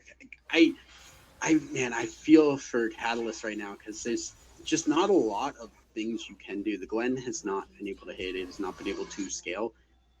And at this point, like, if your Gwen is so feast or famine, you either do enough damage and heal enough that you end up beating everybody, or you don't do that and you end up dying every single time you try to fight. And right now we're seeing the latter of that. And it's not something you can really just kind of fix or do anything about. It's just kind of has to be a scaling game. It has to be waiting. But scaling is not really the thing you want from this team, because you're up against Spyguard, you're up against Kaisa, you're up against Cho'Gath. You have to opt into a style of play that is actually going to favor your opponent in order to just get back into this game. Yeah, there's a lot of good scaling on both sides, so I don't think that it's the absolute worst. And I do want to give credit right now to Lakem, who's up about 50 CS and has been able to knock down several towers. So even though the kill lead wouldn't tell you that Desiccate isn't actually quite so far ahead, Lakem is keeping up in terms of the gold and has the potential to carry fights if we don't see the Sivir immediately getting jumped.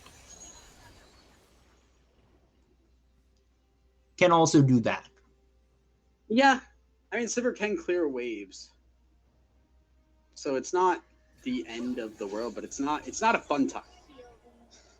Yeah, still tough to find a winning fight at this point in the game. Slayerin's trying to find a flank, but almost impossible to get a good angle, and it's even more difficult now that Cease has the Knight's Vow, which means that it's even harder to kill Desiccate. So,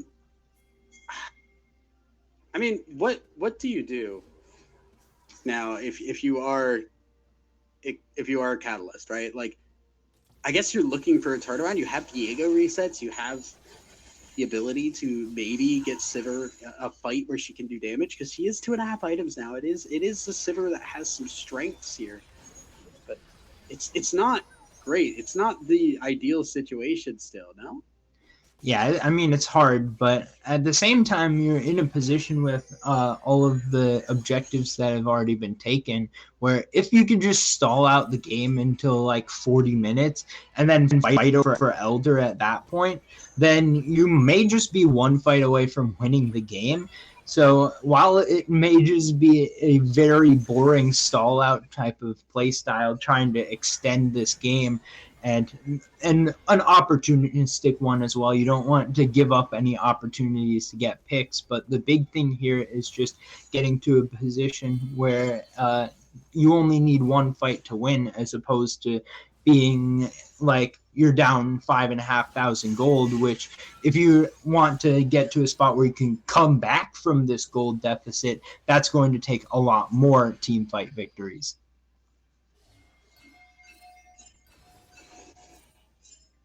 We do see Baron is going to be spawning at about 45 seconds, and right now Eclipse just controlling the map right now around that side, and Dragon in a minute as well. So both these objectives going to be around Vision starting to be cleared. Cease moving forward. X-Hero is just scared, flashing away, does not want to risk it at all here.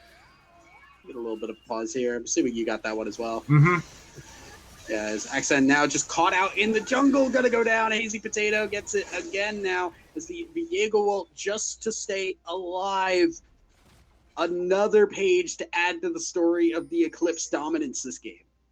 Yeah, going to be able to pick up that pick, and now with the Drake spawning in 30 seconds, going to be able to look towards that. But at the same time, mid lane being pushed out, Slayerin's in trouble. Oh no, Slayerins has already used the ult too and just has to keep running. They want so bad to avoid this getting hit. The Hex Flash was... You were very lucky Zap was doing a Hex Flash right there. Well, honestly, this is a pretty good situation right now for Catalyst. Nebula. They're just able to continue pushing up waves. Lakem is given this free reign, but X-Hero walking into a death brush. No, yeah. And another death to be had. Well, that's going to be Mountain Soul now going over 29 minutes. Getting this. He gets another stack off this. Like, true. And getting it this early is pretty big, because that means that it is that much sooner that Elder is coming up. And Elder is kind of the win condition here for Eclipse. I think that, Slayer could be in trouble once again. Yeah, And that's the flash this time, too. And Hazy Potato going to TP in. Baron going to be taken. This is a 12-stack Cho'Gath. Like, I want to make that very clear with Mountain Soul. This Cho'Gath has 6,000 health. Yeah, that's a lot to chew through. That's even for a Sivir and a Cassiopeia, that's going to take quite a long time to finish off. And this isn't even like the highest DPS build for either of them. It's no Leandries, no Infinity Edge. This is it's effective for what they need. They're going to get a lot of wave clear value out of it, which is going to help them stall. But it's still going to be hard to kill off Hazy Potato once you get to the late stages of the game, because he has so much HP, because he has so much extra armor as well. I think that particularly Lakem is going to struggle to do DPS towards Hazy Potato. And honestly, with this situation, the best strategy for Catalyst in future team fights may be just to try to get Clued and Slayer in on a flank and have Lakem and Oxen serve as bait to try to give opportunity to kill off the backline. It's kind of up there. It's really kind of like what. Man, I don't know. I don't think you could take any fights is the problem. Like, if they're grouped, you just don't win. Even if you make a pick, it's still the 45 is really hard to win when you have those cooldowns down already. Now, that said, one reset can give Viego one of these champions, which could be really, really big. Not going to spell shielding just to get through the Vygar cage here. And I think the other thing is Clued. Clued has had some success in trying to split push, but that's mostly just been kind of ignored rather than actually having success in any 1v1. So I don't know. Maybe they just try and stall out, give Clued opportunities. There's no winning situation here. There's no really good options. I like the group up here. Even against such good wave clear, they are able to threaten under the towers, and they're looking for a fight. And now that is going to be one down already. Clued's zone using in the middle of the enemy team, but the DPS is already gone backwards, and there's nobody to frontline. Axen and Lakem, the only ones left alive, and now Axen caught in the cage here. Will be able to dodge out a little bit, but it is 2 versus 4 here. Desiccate did fall. That actually might be enough to push them away. They don't have the siege pressure anymore. And the health bar is still pretty low, despite the fact that they have some pretty tanky members remaining. The main DPS still available under those towers, so the threat enough to repulse the engages coming through.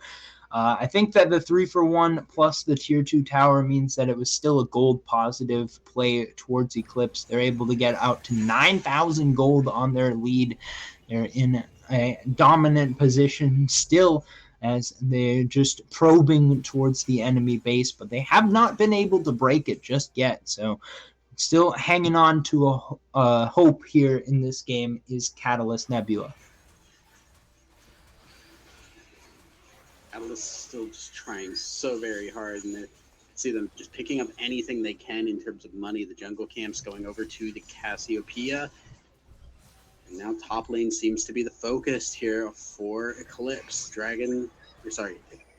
Elder Dragon, rather, going to be spawning in 2 minutes, and they want to get this top lane inhibitor down to give that pressure. That would definitely put them in a lot stronger bargaining position going into it. They should still have prior over it when it comes up, even if they can't get this.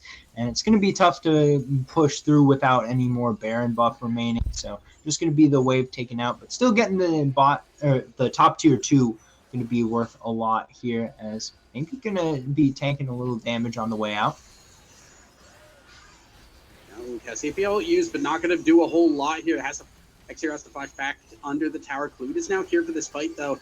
There is the cage. Going to do a little bit of damage to Axen, but not enough to push them away. And still, Sivir is clearing waves incredibly fast, not giving them an opportunity for this siege. And there is the engage hitting him against the wall there. As Clued will back off now. Flash over the wall into the enemy team. Hazy Potatoes just trying to wipe everybody out. They can't protect the tower if they're dead.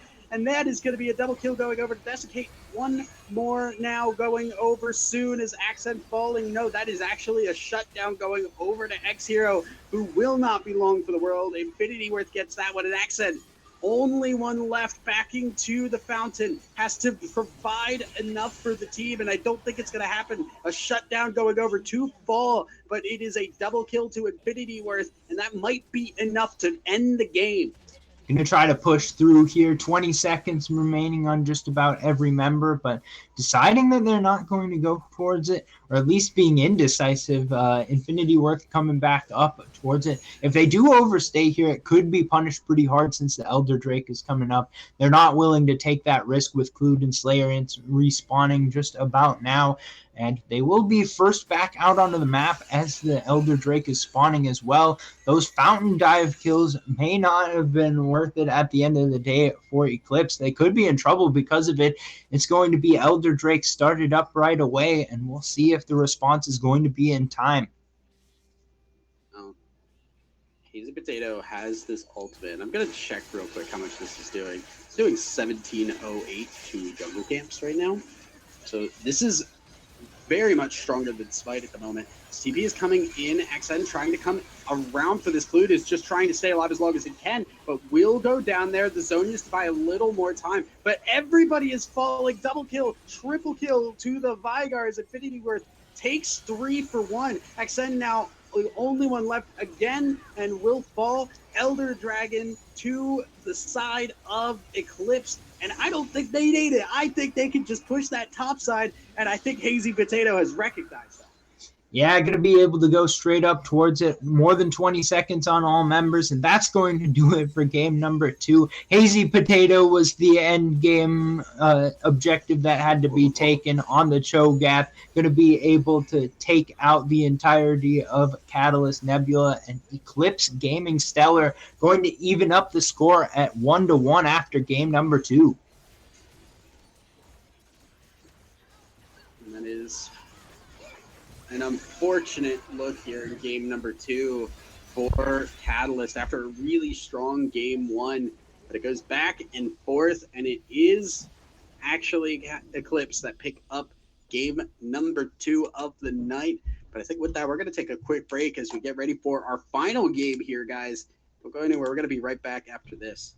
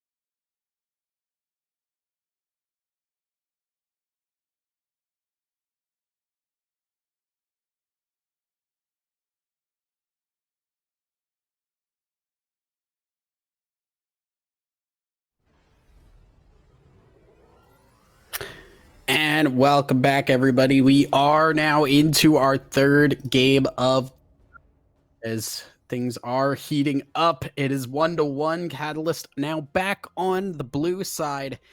So we're going to start working our way through this draft, seeing the same bans as we have the Darius ban from Catalyst, which has not been allowed through this entire night, as well as the Melio. Same deal on that end. Shyvana still. So nobody wants to budge on these picks. They recognize how good that they are for their opponents. And I am just interested to see, obviously, Eclipse had a really solid game too, and to their credit, Catalyst had a really solid game 1. Now, we have seen both teams snowball out of control. I'm very interested to see what happens, one, obviously in this draft, because you get a team that can snowball very hard.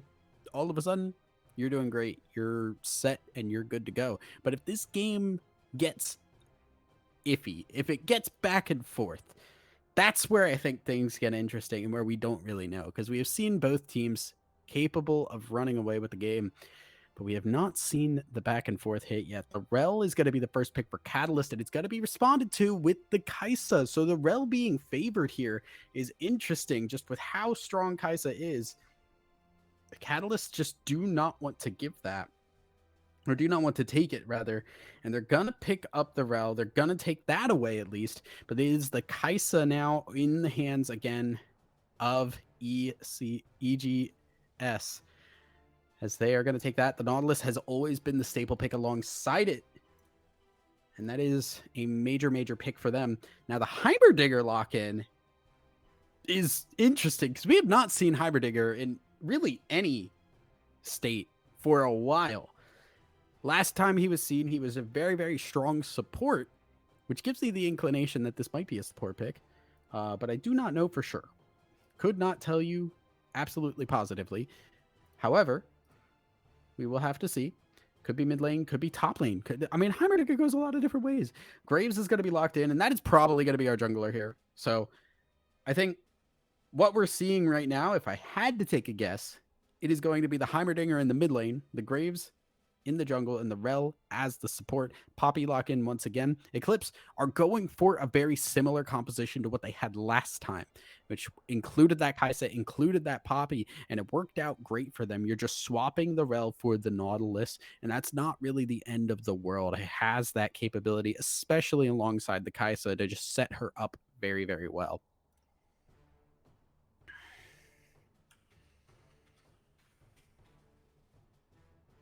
As Yorick Fiora bans, Mordekaiser again seeing what we have seen the entire night. Not really a surprise still if we are going to see the same things. I would expect the Sylas. No, it is the Alawi ban. And I'm not sure why we swapped to the Alawi this time, because it just does mean that the Sylas is now open. Now, this could be a bait. This could be them saying they want the Sylas to be picked, but I don't know anything that heavily counters the Sylas, and you already have decent ults to take. The Heimerdinger ult is great. The Graves ult is pretty solid. Rel ult, not good. We'll definitely give that one. But the Cho'Gath is going to be the lock-in here. It's just a blind pick. And this time, I was worried about the Gwen last game. Doesn't seem like it's going to be much of an issue here, as Cho'Gath did great against that Gwen last time. And the Yone is being hovered. We'll see if that's locked in. Definitely throws a lot of our lanes into flux here, because everything can kind of go everywhere right now. We do not have an AD carry locked, though, is the important thing. Catalyst, though, gonna get the Yone now.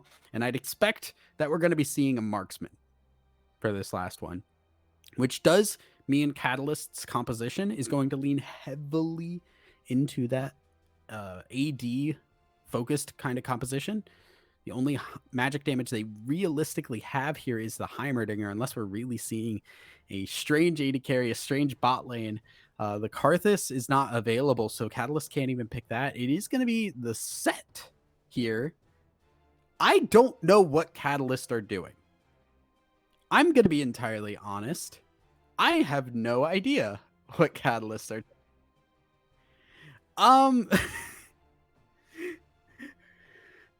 I'm little confused.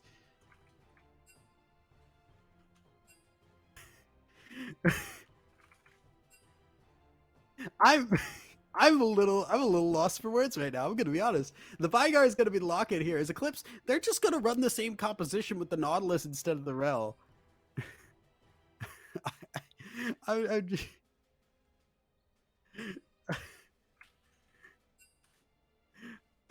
we'll see, because I don't know.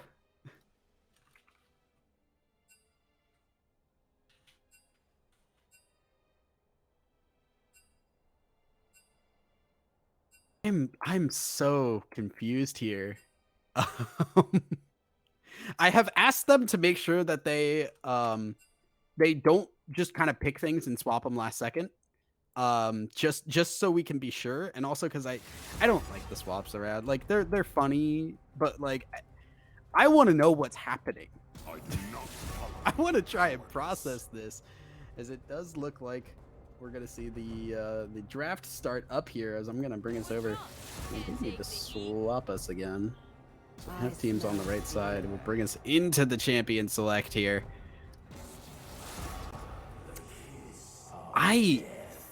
I want to know what's happening, man.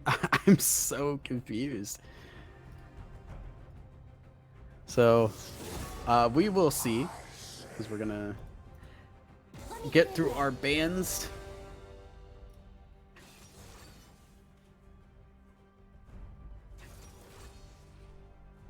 Yone is going to be locked in for our top side. So, once again, I have asked these players on Catalyst to lock in what they're actually going to be playing. And I guess so. Graves definitely is going to go jungle, which is kind of what I expected here. This is the interesting one. It's set mid. Interesting. Huh.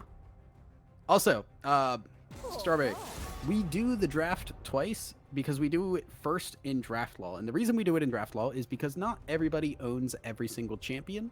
So it gives us the opportunity to draft in a state where everybody can pick anything in any order. Because if you have a top laner that only owns top lane champions, you don't want to get in a spot where, oh, we want to first pick our AD carry, and we can't do that because our top laner doesn't own AD carries.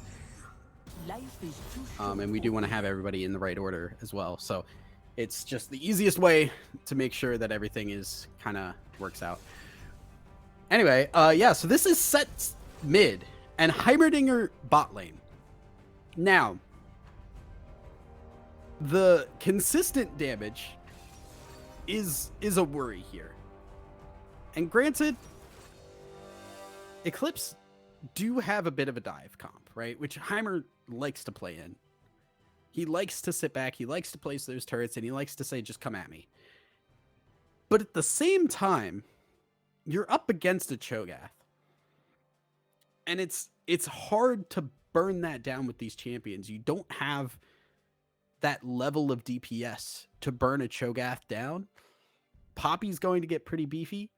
Vygar is also not really the squishiest champion in the game. He has opportunities to build stuff like a Roa if he really wants to.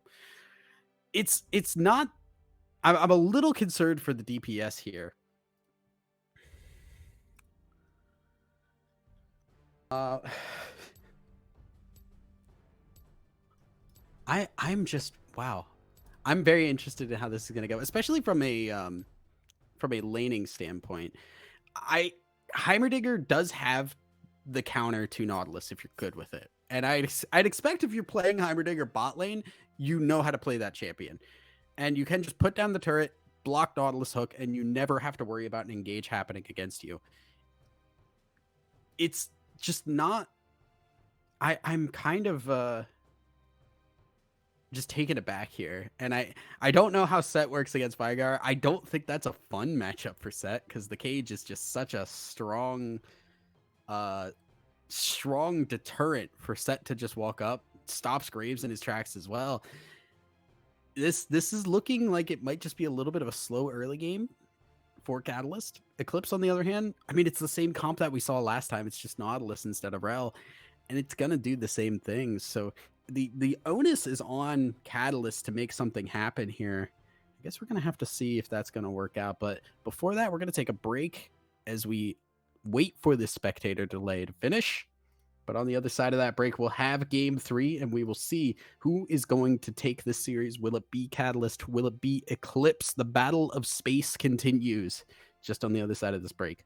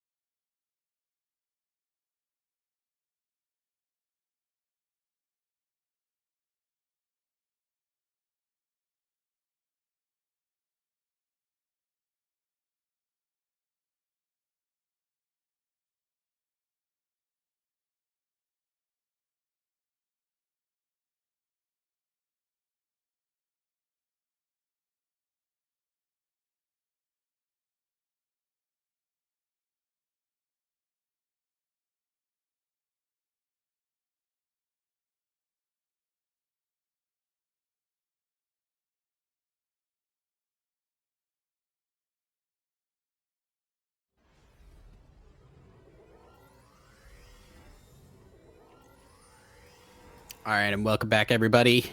We are on to our final game of the night. Eclipse on the red, Catalyst on the blue. Teams fanning out across the board here. We're looking, once again, for a stack from Eclipse. They have the Nautilus. Really solid early engage, and Kaisa can put out a decent chunk of damage if that passive can proc.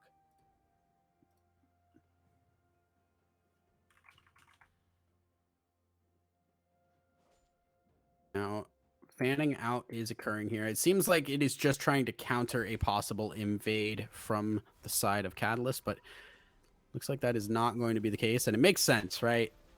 Lackham just wants to put down those Heimer turrets, keep himself set up and ready to go, prepared for that lane. And both junglers looking like we're going to be starting on the red buffs here, so a little bit of mirrored jungling. Graves looking to affect this top side if possible early on. Keep Cho'Gath from the scaling. Bot lane looking like they want to get a little frisky. Graves obviously doesn't really need a leash. And Nautilus here maybe in a bit of trouble if he walks forward.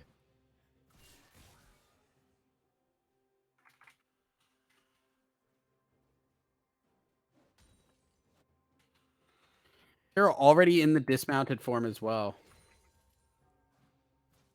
So ready to just flip someone over the shoulder and get things going. Heimer turret's already starting to clear waves here too. Deskate also not a stranger to that, and Wackham just going to continue onwards here. I'm really interested in this bot lane.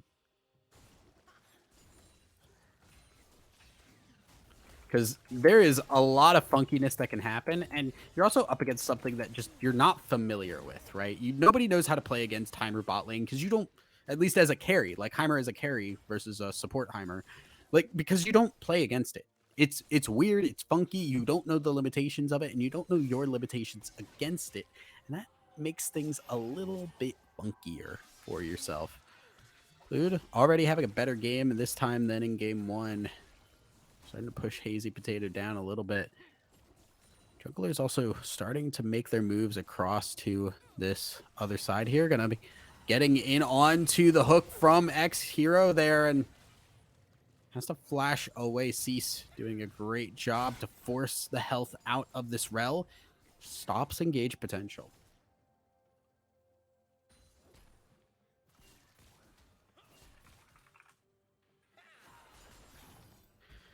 Here now, just trying to chug through those pots. Cease has already used all of his. And now level 3 starting to hit. This is kind of where Kai'Sa can be a problem, right? You've got the extra attack speed. You've got the extra damage here from all of those abilities. And that just gets those passive stacks a lot. Man, topside. Hazy Potato not having the time of his life compared to last game. And it's just going to continue too, because what's going to end up happening here is Glued going to back here with get a Vampire Scepter and make things happen. Now is here comes Zaf going in. A really nice remount there to stop the Poppy W, or sorry, the Poppy E, but does not matter. Stuck around just a little too long, and Cease comes in to hit the hook and get the kill. First blood going over to Eclipse. Never seen a gank come in onto this Vigar.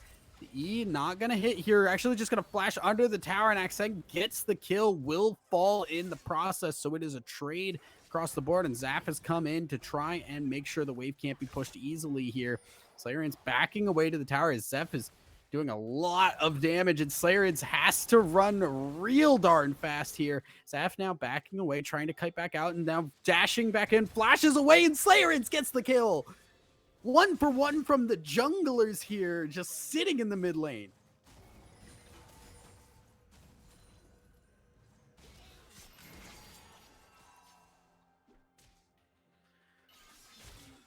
Man, what a wild series of events. And it ends up 2-2 across the board, and we're sitting at about even gold. So all things considered, this is an even game, and this is what I said before we started. If it's even going into this late game, the question becomes who is capable of like actually doing something about that. And I don't know which team is going to feel stronger. We have not seen either of them in this situation.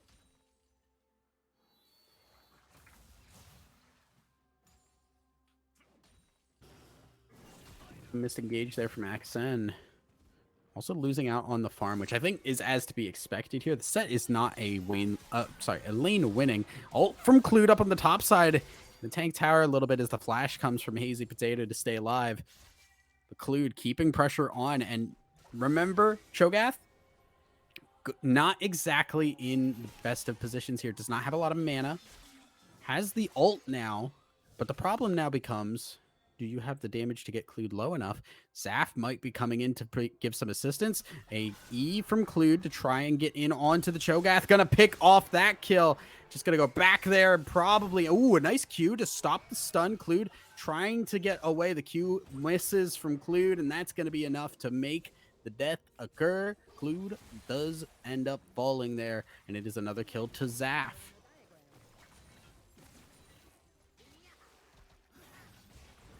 There is that turret defense from the Heimer.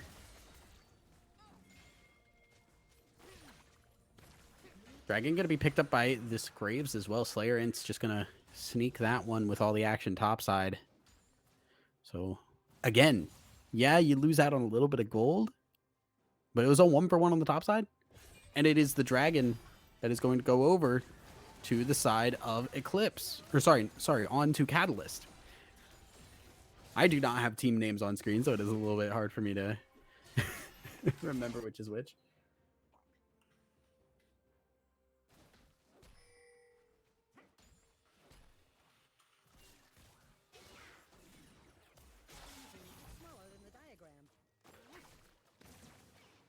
So, as things start to scale,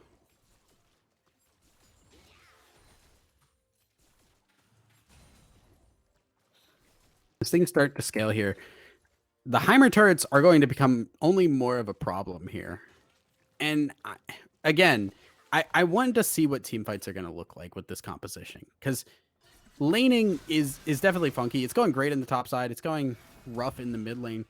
But it is the team fights that I think are the most interesting, because this is an 80 carry-less team comp. Yeah, Graves exists, yes, but it's hard to consider a Graves a real 80 carry. So you're running a team composition that does not have that same level of consistent damage output. The turrets are not always going to target exactly as you need them to, unless you auto them. That is how Heimer turrets work.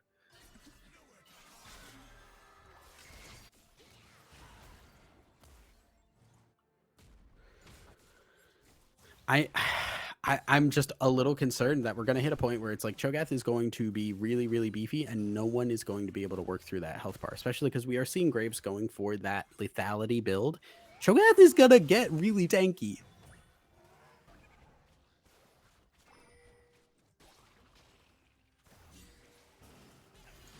A little bit of engage here from XN. Poppycopter going to go. Not going to hit anybody here.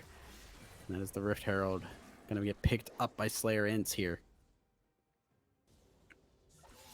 Moving up towards this top side, maybe trying to push this Cho'Gath away.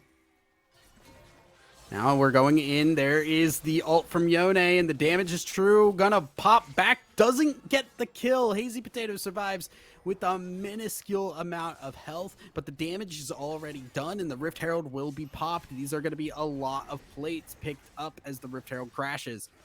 Zaf is around, maybe gonna try and look for something on Clued, but Slayer Ints now having to back away. Flash in onto the wall. Clued stays alive thanks to the shield.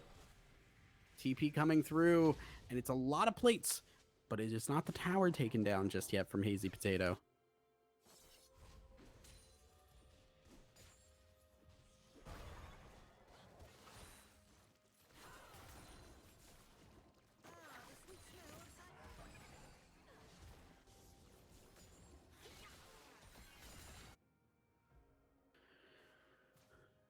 Krugs will be taken.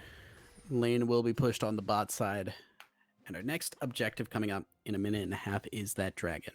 And I think we're starting to hit the point. We have ultimates across the board for everybody. We're starting to hit the point where it can get a little bit skirmishy. We're not fully at that team fight phase yet. Hazy Potato has just used the TP top. Clued also does not have that TP. So it's not going to be a full 5v5 for this dragon if it does occur at that time. But the fight is possible. Heimer is scaling. Heimer has level 7. A lot of points in that turret already. It's just going to continue here. Actually putting points on the rockets, so I stand corrected. But regardless, the Heimer damage exists. It's starting to hurt.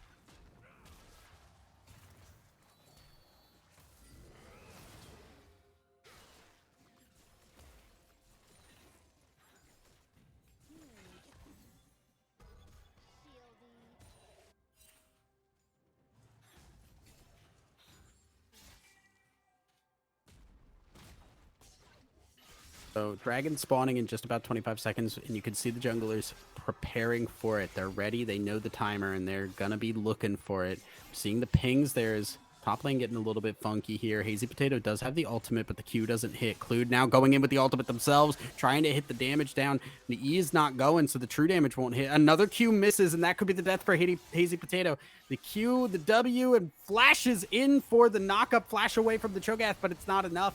That'll be a death on the bot side, though. The Vigar cage sets up a death for X Hero, and it is 1-for-1 across the map. But importantly, the bot lane goes down for Catalyst, which opens up the opportunity for the Dragon.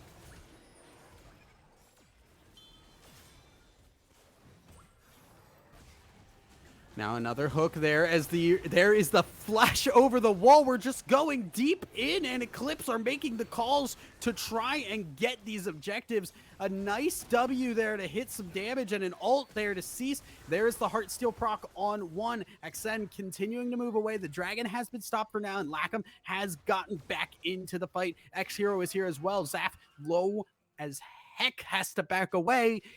And the Dragon does not get taken thanks to Axen providing enough of a front line to push everybody away.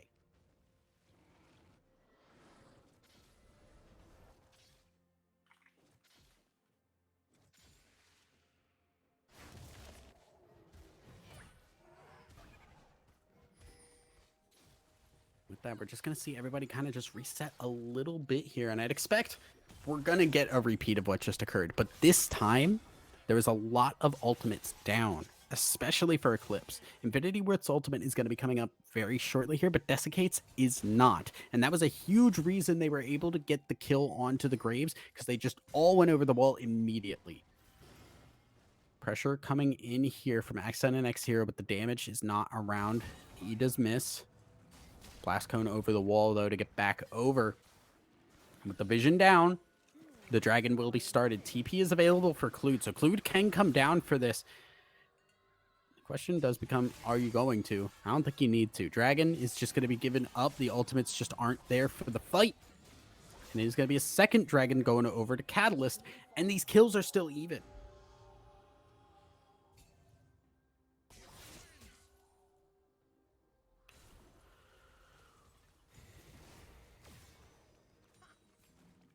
A nice hook now onto this Heimer, and the depth charge to interrupt the knockup. Cease just ends up getting the massive engage onto this Heimer. Extremely well played, but the damage is still really strong onto Desiccate, and it's kind of scary. X-Hero now is around. There is the Youmu's to try and get the move speed. Wants to get in onto the Kai'Sa. The flash forward. The ult from the Kai'Sa for the extra damage there, or the extra shield. It will trade there onto X-Hero, but it is a death for the Kai'Sa there.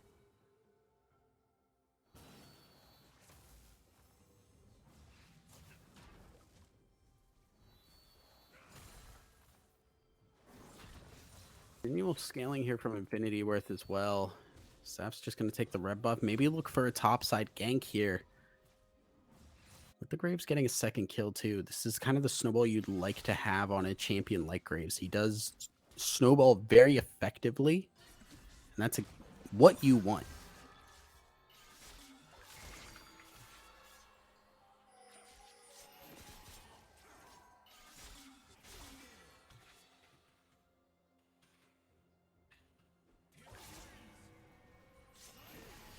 You're going to back away from the gank as Cease, now maybe having to go on the run, will hook the wall to get away. Hazy Potato not really going to be able to provide a lot of protection. It seems like Cease is just going to try and keep Hazy Potato from getting dove here. So there's X-Hero as well. They're both in the vicinity ready to go. Smite taking the crab there. Gonna take a quick look at the farm here. A little bit of a lead in top here for Catalyst. Eclipse winning in the mid lane. But bot and jungle also going in favor of Catalyst.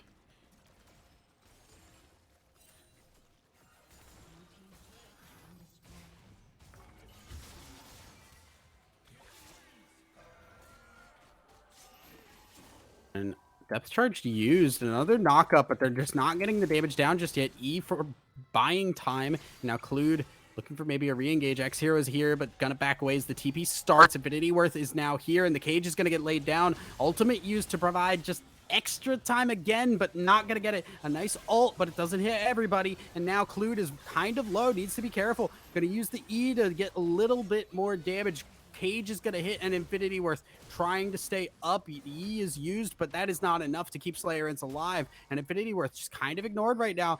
Ult flash there from Axen to try and get back in there, but not going to get onto the Vigar. And AZ Potato just going to walk out from this one. Cage used again here. As Axen W from the Haymaker, not enough, and a lot of damage from that turret. Not going to get the kill.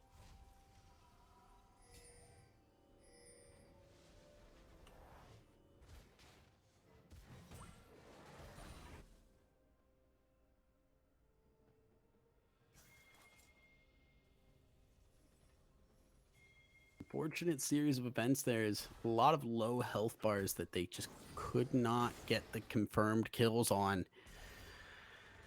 It's another win here, at least in terms of kills here for Eclipse as they pulled it back in, but the tower going down gives gold over, and it is the back and forth game we wanted.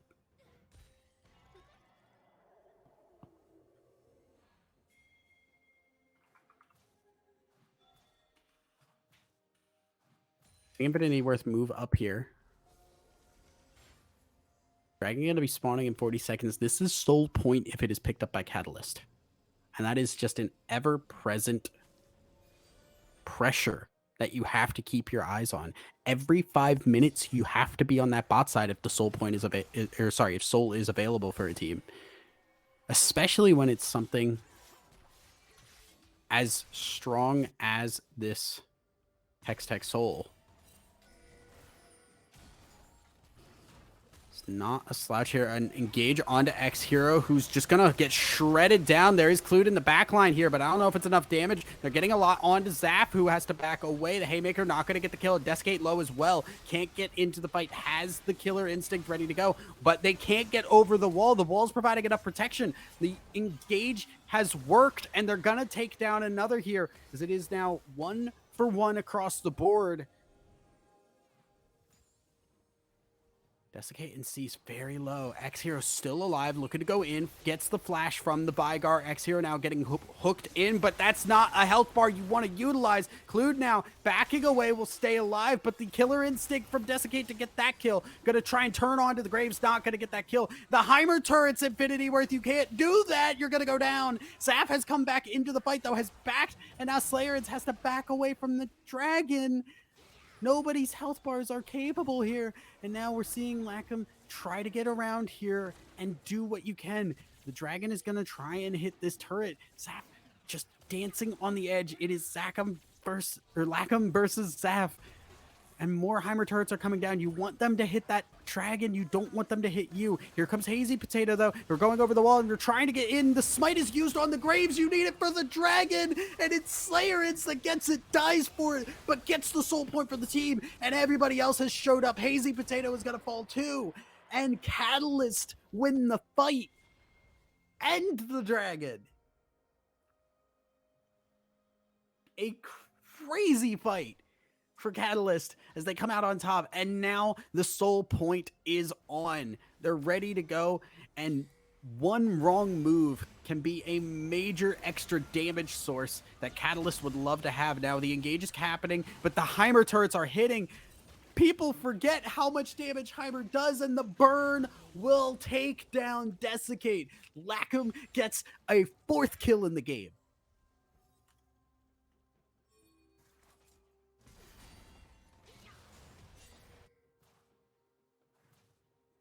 Crazy stuff across the board now, and we're still 14-14 in kills. That's the crazy thing. Gold is pretty even. The kills are even. It is just the Dragons. Turrets are even. There is so much that can happen in this game, but the problem really becomes, I don't know if Eclipse really know how to handle this Heimerdinger. We've seen it a couple of times now. We saw Infinity Earth walk into the bush where those turrets were hiding. We saw Desiccate just killer instinct forward into a bunch of turrets. People are not respecting the Heimer. And now Accent gets hit on the baby cage just on the side there. And it's a free kill over to Desiccate. A 5th one now. The Kaisa getting going once again. Top lane, Clued and Hazy Potato getting into a fight, and Clued needs to get out of dodge because there is an entire team coming up to fight you, but they're going to stop and turn their sights onto the Baron because without that mid laner, that is a major gold source off the map. It's going to be started up. Slayerance is using the Hex Tech Gate to get onto the other side. Will get in there and steals the Baron. He gets it and gets out. And Clued now running for his life. He might die, but it's for a noble cause. Slayerance again takes the objective with the smite. And meanwhile, Lackham's on the bot side, just shoving this wave. Look at this tower go down. Heimer opening the map wide as the Baron gets taken. And all of a sudden, Catalyst have taken a definitive lead.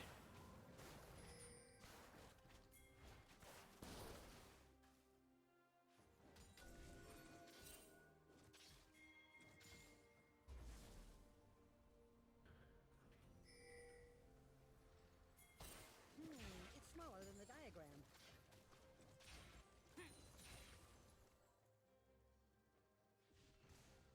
Now, we're going to see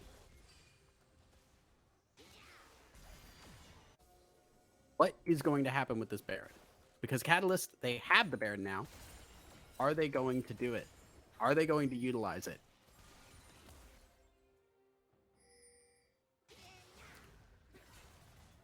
Because there is not the same level of wave clear. We do have the Kaisa, but it is this Kraken Quick Blades Kaisa, which has been getting a little bit more popular. Just has its worth here, because you do have a good amount of damage from this Cho'Gath and the Vigar, so you don't exactly want to stack up on the magic damage. But it does neuter your wave clear just a little bit. Zaf going for the W, looking to go in. X-Hero is slowed, but the flash gets stuffed. A great cue from X-Hero to predict the flash. And now the re-engage is coming. The Vigar cage is going to stop, but the tower falls here. And Clued will die in the process. They don't get a kill in response. Lackham continuing on. The damage from the turrets is not going to be enough. Heimerdinger is not great at chasing people down. He's great at being chased. Not great at chasing people. And now Cease going to use that hook, a good hook, to get over to the wall. And the Vigar cage now going to try and turn things, but not able to get it. The tenacity too good.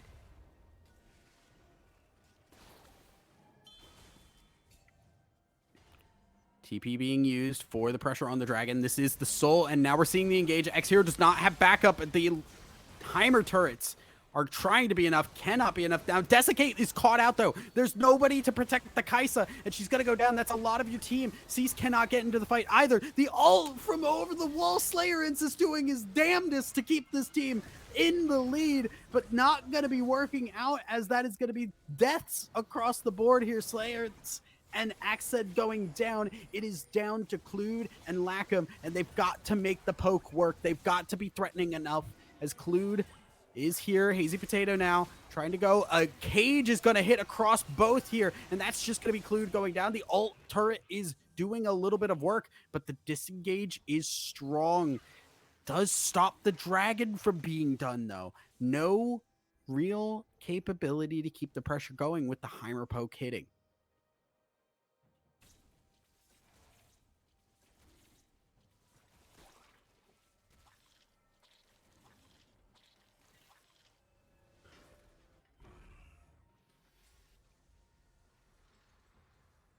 See a little bit of a re-engage here. TP is used again. Infinity Worth trying to keep pressure on. It's all about the tempo. Lackham's just trying to interrupt that, disrupt that as much as possible, but they can't get over there. And Hazy Potato gets it with the chomp, so that is a stall out for now. They have to back away, though. They're seeing that they are just having to run. And they do get the dragon. Massive, massive win here for Eclipse. So they are going to keep themselves at least away from a doomsday scenario for another 5 minutes. Baron going to be spawning in a minute and a half. Clued now gets caught out trying to take this this scuttle.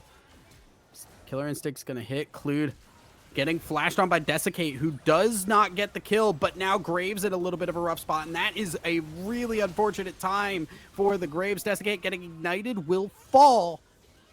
So damage does hit, but it is 2 for 1, and it's in favor of Eclipse again. Axen now trying to 1v4 here. I don't think you want to be here, buddy. The Heimerdinger cannot back you up. And Lackham's just trying to stay alive at the moment. Ult out with the Nautilus here as there is Zeph going in, but you're going to be walking through a lot of other turrets here.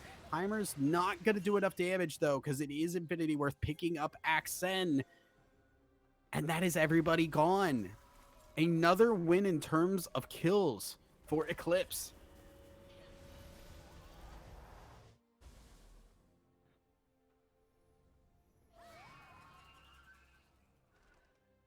Players moving back out onto the map here after the reset, and this is important now because you got the kills. It is what you do after the reset, right? Because now you have the gold. You got the gold, you have spent it, and now you have a clear advantage. You have power, right? This Kaisa has hit the point, I believe, where that evolve has hit. Yes, we have hit the evolve point. We are... So I'm wondering... Okay. Yeah, no, the E-Evolve has not hit. We are very close to it, but we have not gotten it.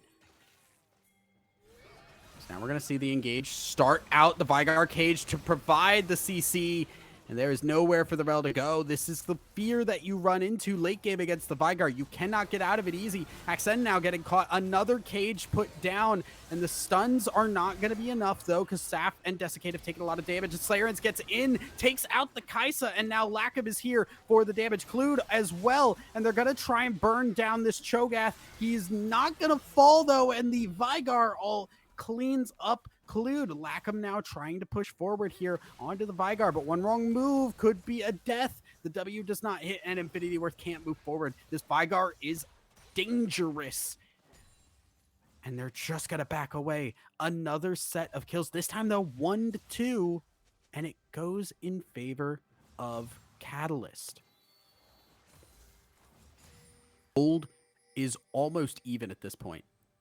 1,000 gold difference is very minimal at this point in the game, especially when you're looking at a Baron fight. That is very minimal degree of error, and honestly, with the scaling that you have in Cho'Gath and Vigar and Kaisa, I'm not worried about being down 1,000 gold because the amount that you're making up in terms of just your scaling trumps that 1,000 gold, right? If I'm getting free stacks from Vigar, Set's not matching that. Yeah, he has the heart steal.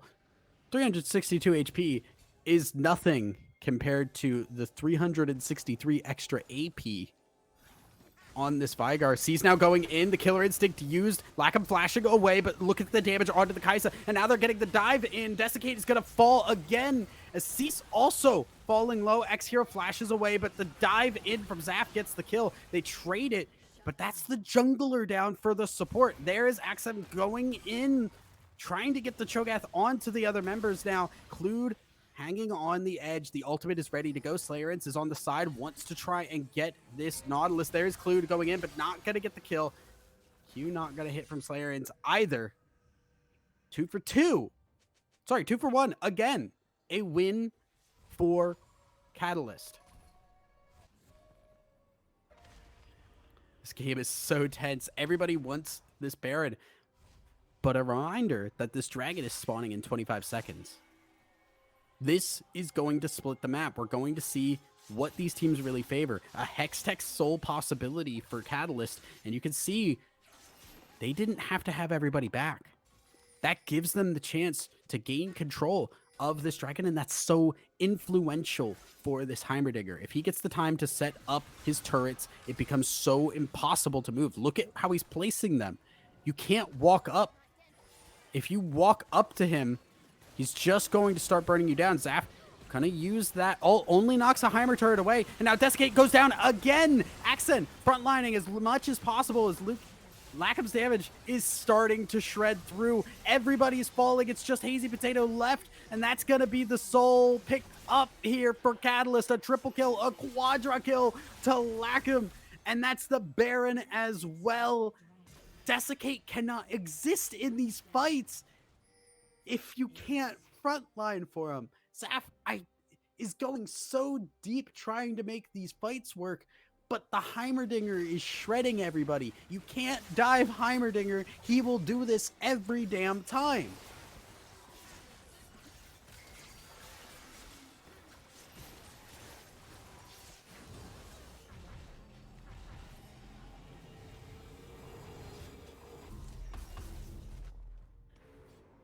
And that is a... I mean, okay, we bought the elixir here just for the power spike here, but we're not full items on this Graves just yet. But man, I am just amazed here at just how difficult it is for this Kaisa to do anything. The Heimerdinger, it's you can't dive Heimer. I don't know how many times I can say it, but you can't do it.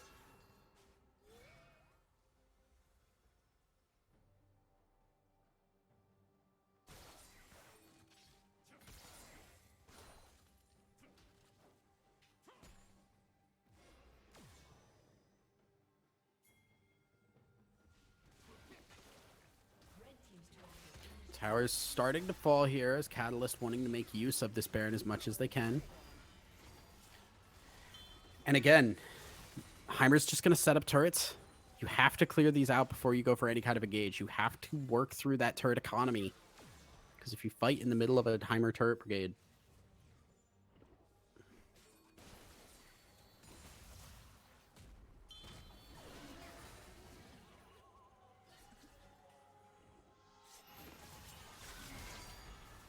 so we're going to see missed engage here. Cage is starting to hit. Depth charged is now used, and they're going to try and go for the fight. Hazy Potato frontlining now, and we're seeing Desiccate able to stay alive this time, but the Cho'Gath is not. A major burst of damage onto the back line, and that's Desiccate down again. Infinity Worth going to fall to the Graves. Oh, a double kill into Slayer Ince, who has been running rampant this game.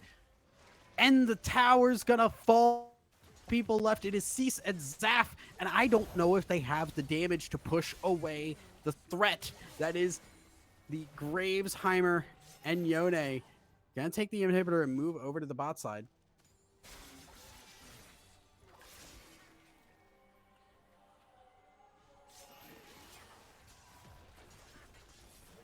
Turret gonna fall. Inhibitor also down. And now things get rough. Eclipse shoved into their base, wanting to try and take these fights, but not able to.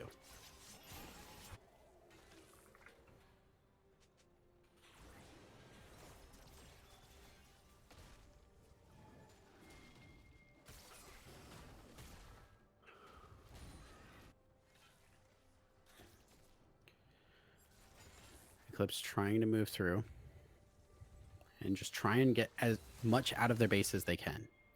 There are no major objectives coming up for another couple of minutes. They don't have to worry about checking their jungle, moving through there. All they have to do is stem the bleeding as much as they can.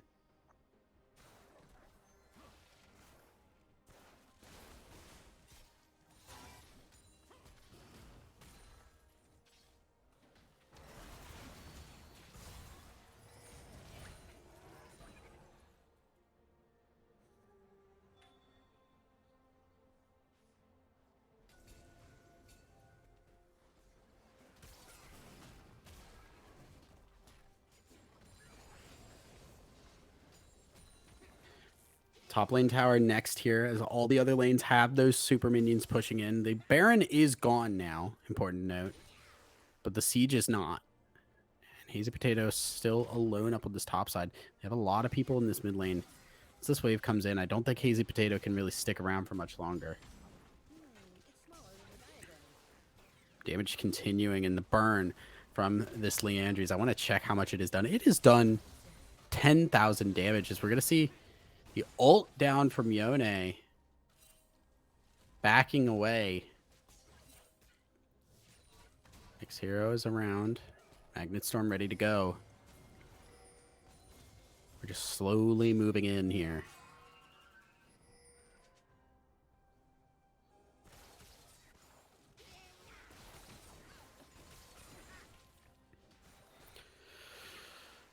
Nexus Tower, or sorry, not Nexus Tower, Inhibitor Tower on this top side.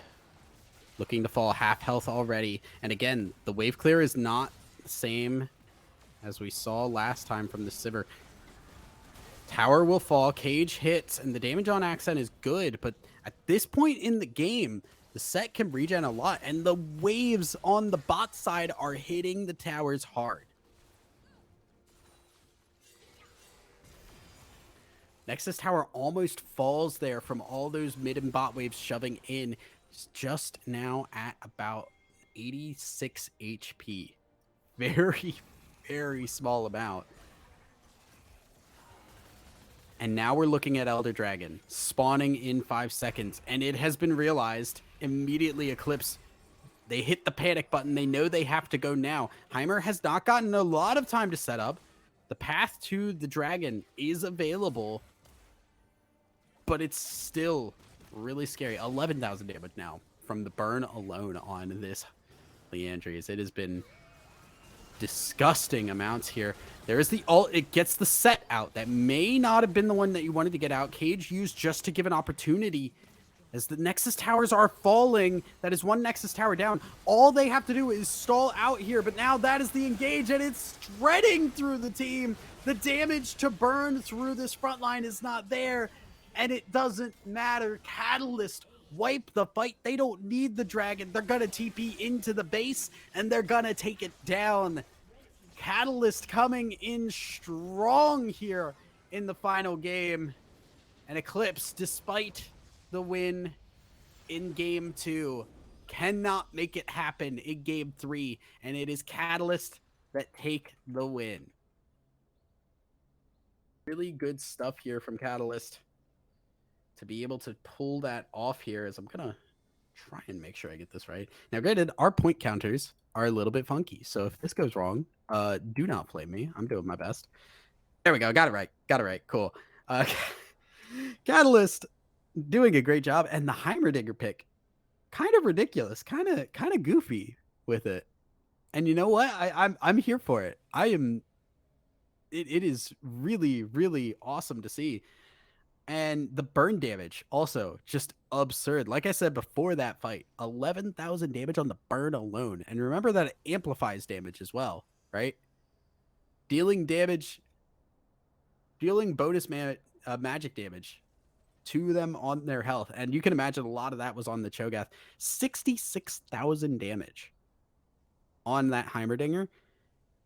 Almost double anything that anybody had on Heimerdinger's team.